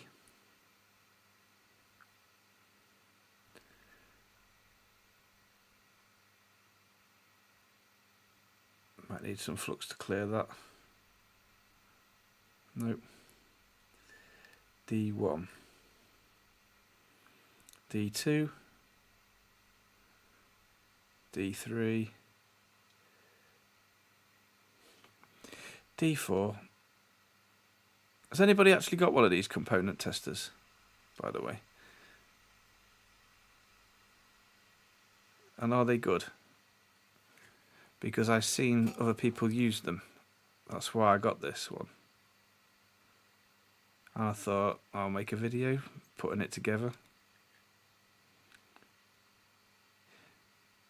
It was going to be a really chopped down video, like 20 minutes. It's ended up being a long live stream.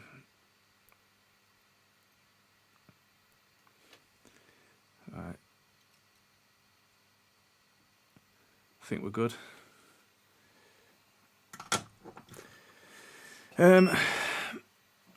Bodger, you have way too expectations for this type of kit.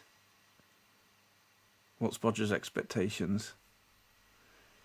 Hope costs money. I would solder the bottom socket first, then put the socket in and solder while it's in there. Yeah, too late. But that's probably makes sense, Car4. Home stretch now, yes. The socket was the standoff. To get it flush and straight, put it in a holder and add the standoffs before soldering. Yeah, it was just about to write that. Good. Remove the metal parts and glue the socket on top of the chip. Remove the metal parts and glue the socket. Don't forget to hit the like button, peeps. Thanks, Claw.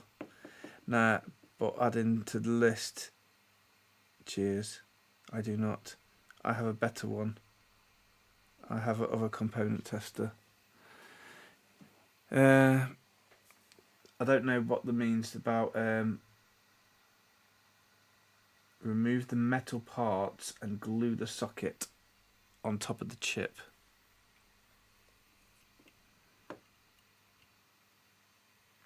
Oh, this socket. Wait a minute, I got you. So we're saying we need to raise up the socket, remove these, and glue the socket on there to raise it up. Now, I think... Hang on. I'll show you. I think it might be formed part of the case because you've got 4 holes, one in each corner, and 4 holes on there. So I don't think the screen rests on the chip. I think it should be on a standoff on these 4 corners on here. That's what I'm hoping anyway. So I think we're alright with that. That it's not in a chip holder, if that's what we're sort of speaking about. Right.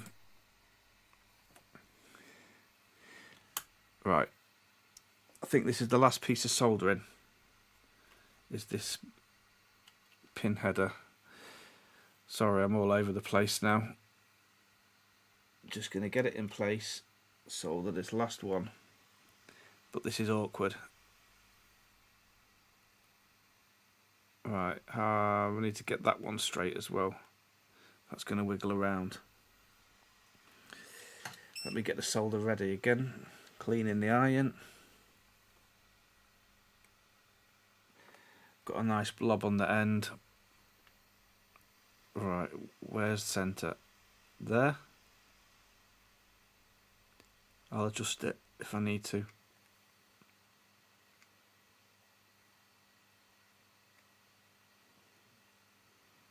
Okay. Doesn't have to look pretty. Yeah, that's straight. Whoop, whoop. Looks good.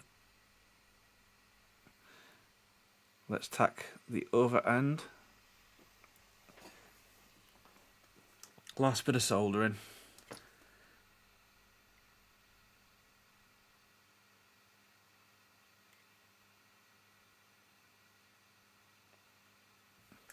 I did feel it move a little bit. Just double a straight check again.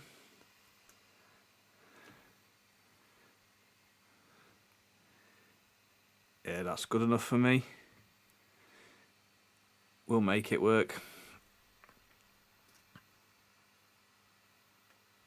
Balled up a bit on there. I'll adjust that in a bit. Let's clean that off.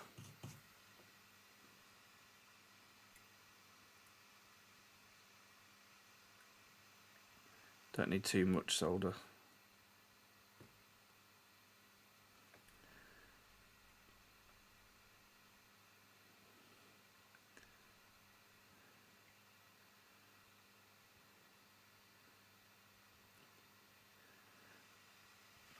Oh, when the solder flows like that, that's quite satisfying.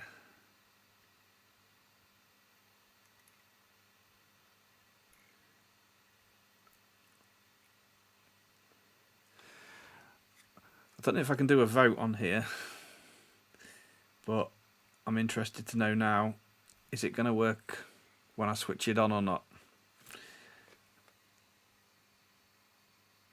I'm not going to set up a poll, but leave your opinion in the chat. Is it going to work or not? That is the question.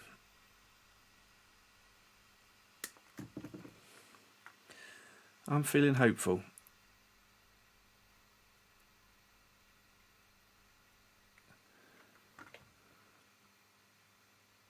Why are you so chunky? Alright, you're alright now.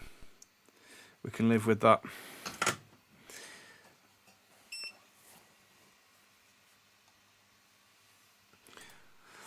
Let's see if anyone thinks it's going to work. I have picture, I can't believe. Here we go. Dave unbranded. Expectations are expected after a good whelk. All the whelking has been completed. I would also do opposite ends first, as the second one could melt the first one. Congratulations at Dave. Yeah, well done, mate. You've got picture, but have you got BIOS password removal? Car 4, it will work. Blind Bodger poll. I don't know how to do a poll. I can't even scroll up and down in this chat. It's terrible. Try a poll out. Okay. Okay. How do I do a poll? Let me have a look. If you're happy to bear with me, we'll have a go. I've got a Streamlabs. What can we do? Settings. Stream labels, widgets. No. I have no idea. I've got no idea how to add a poll. I'll need to research it. I don't want to waste everyone's time looking how to do a poll. Next level whelks. The proof's going to be in the pudding. Let's plug this in, but I'm not going to build this whole plastic thing, by the way. But I will get the standoffs for the four corners, so we can actually make sure we don't damage the screen. Yeah, I'm not logged into the YouTube page. I'm literally in OBS, so I can't just add a poll in OBS.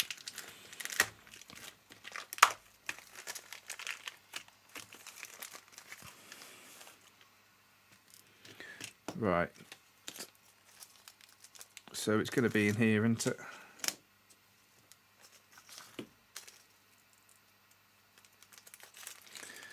Break it open. I thought that was cheese. Yeah, it's a Swiss. It's got a Swiss cheese with holes. Right, we got 3, 4 long screws. Must be them. Going down into there. But is it supposed to go through the Perspex case as well? Might have to chicken out, go into the instructions. I'm just having a look. Right, number 1. Single head copper column M3 nut fixed circuit board. Attach. I read that as attack nearly. Attach the bottom shelf with M3 screws. Notice the small cuboid in the upper right corner of the shell. Pay attention. Do not misplace. I don't even know if I want it in a plastic shell, to be honest. I'm quite happy just to use it like that.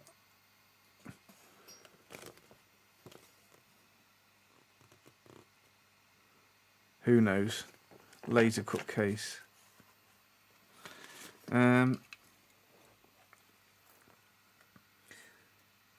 These aren't threaded holes. So I'm guessing they can go in there. How can I do this? That's going to sit about that height and be too high.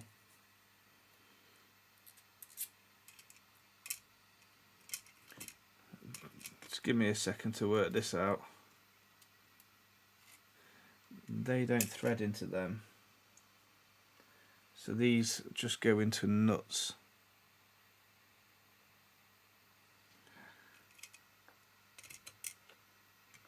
So what do these standoffs do? Those ones go on there.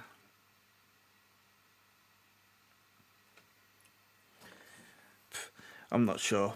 I'll tell you what, I'm going to leave it. I'm going to leave that case and sort something out. For now, I'm going to plug it in, because I just really want to see if it works. Possibly I'll just, well, to be honest, it's sitting alright in there. It's not going to go anywhere. I think we're good to test it like that. Is there a foil on the screen? Oh, we get to do the reveal. Are you ready for this? So satisfying.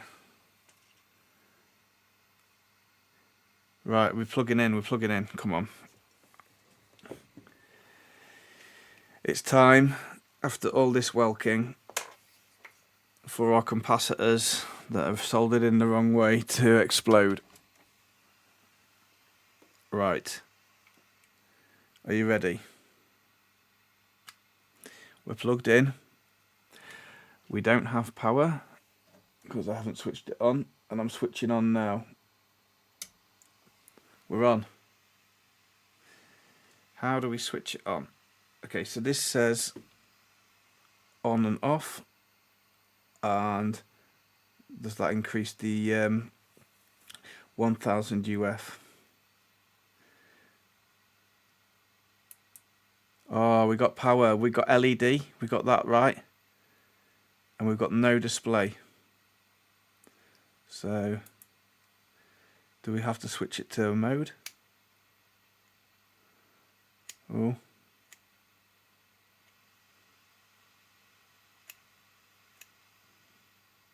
Right, we got nothing, but we have got display.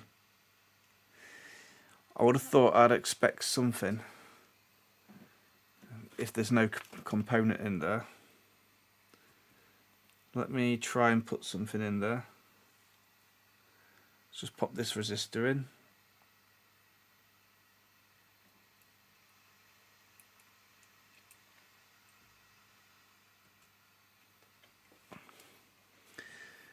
Let's have a look at that then.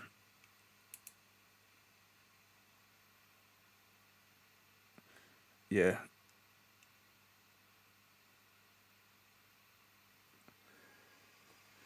So let's just see what the chat's saying.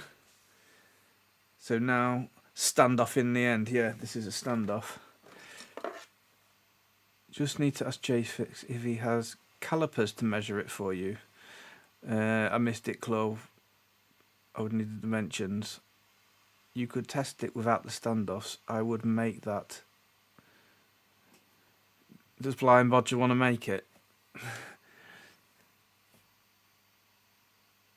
So, are we thinking contrast? Yeah?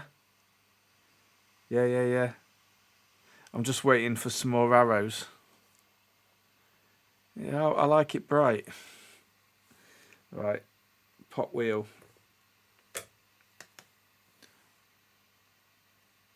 Get some more arrows, then I'll turn it.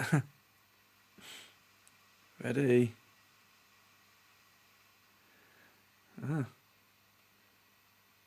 brightness isn't changing. Oh, yes. Here we go. That's beautiful. I could make you a JFix case. Yes, that's what we need. FLC tester. We're in. How long have we been streaming for now? We made it. Right, how do we test it? Well, let me just get something. Right, I don't want it to short out. Make sure, so that's plastic there. Let me lean it on that. Let me get a component.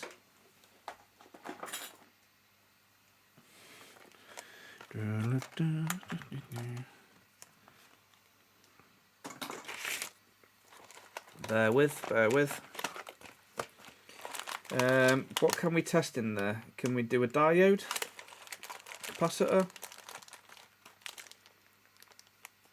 Let's do a capacitor.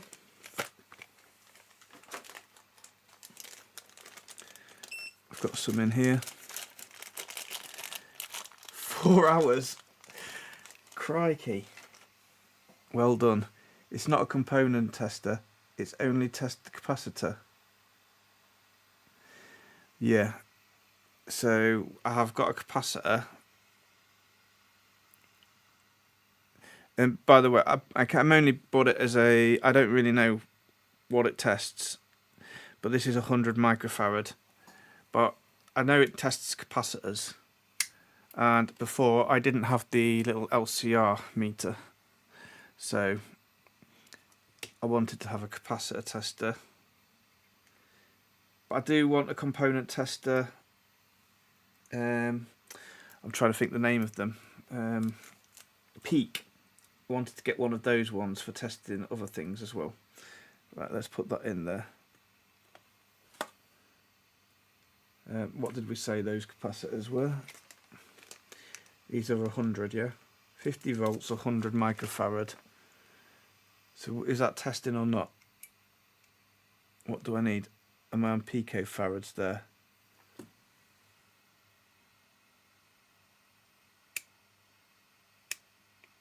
So I need to go on to UH. How do I initiate a test? Is it just testing all the time? What's the... Probably you need to calibrate it using the blue time pot. Yeah. Here. What's F? I think it should be an R.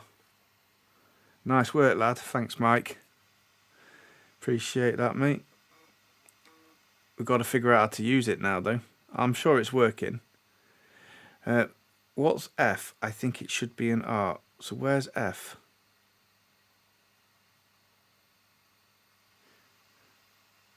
No, UF. UH is a coil. Go down on the step. UF. Yeah, Henry's. So that's the coil. We want to be on UF. Okay, so now we're able to calibrate it, yeah?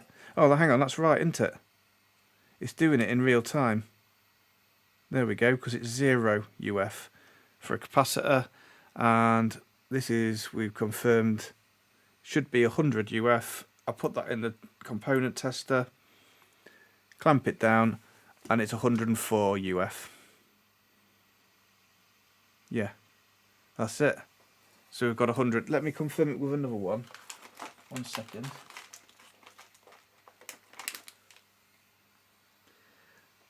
So I've got a 10 UF. So that's 100 UF. Let me put a 10 UF in there, a smaller one. There you go. 10 UF. So actually it's really quick as well to test it. Having that 100, and I can quickly swap it out. 10. Believe me, that's a lot easier even than using like these.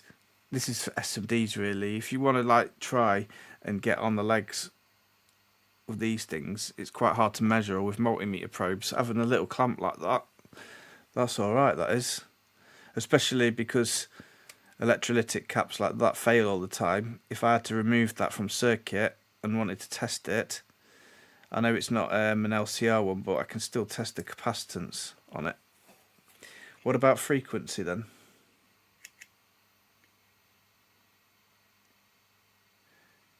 £0 Do I have to calibrate this as well?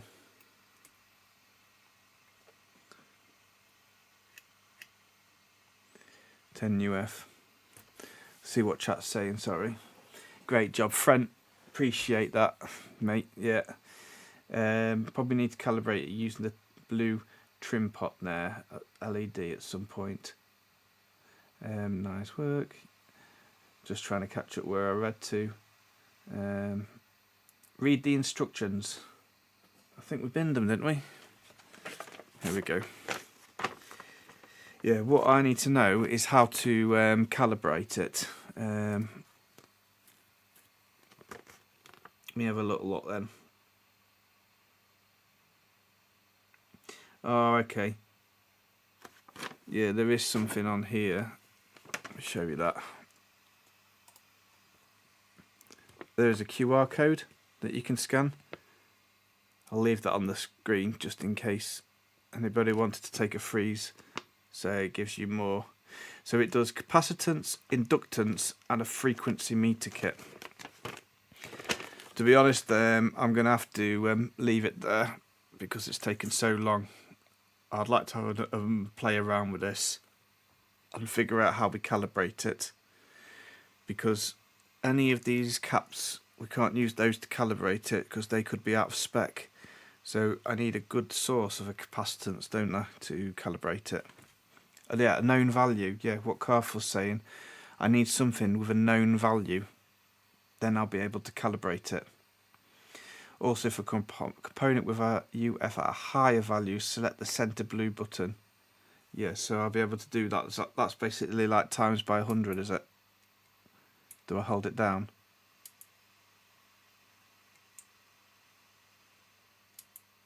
It doesn't make, so that's greater than 1,000, is it? Greater than 1,000 UF. I've not really got enough components to test, to be honest with you. Nothing greater than 1,000. Yeah, inductance and capacitance. What's the F frequency for? The F frequency. So yeah, we can change it to hertz here. And we've got a frequency measured in hertz. So is that for testing a crystal?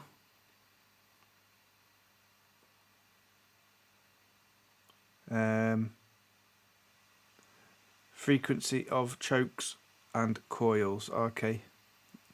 Yeah.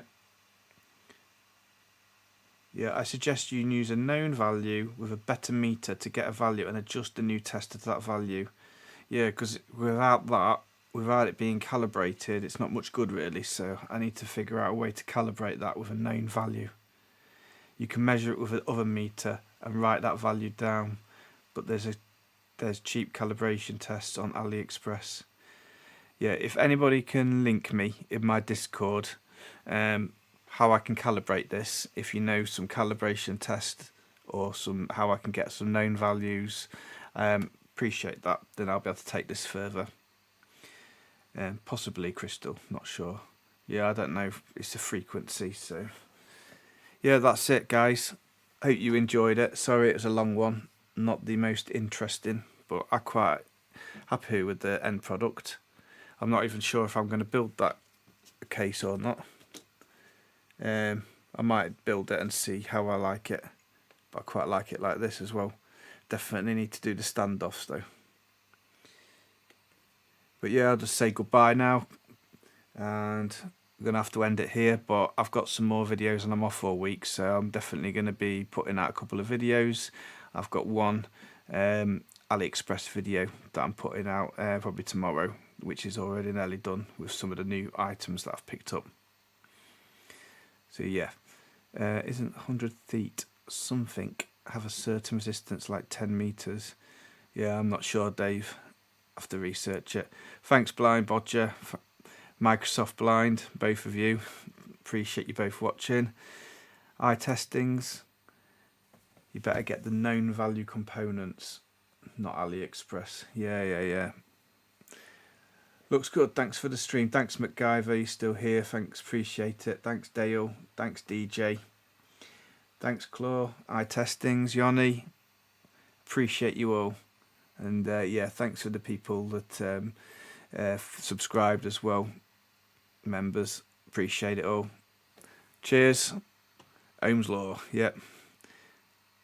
Cheers, Mike. See you in a bit.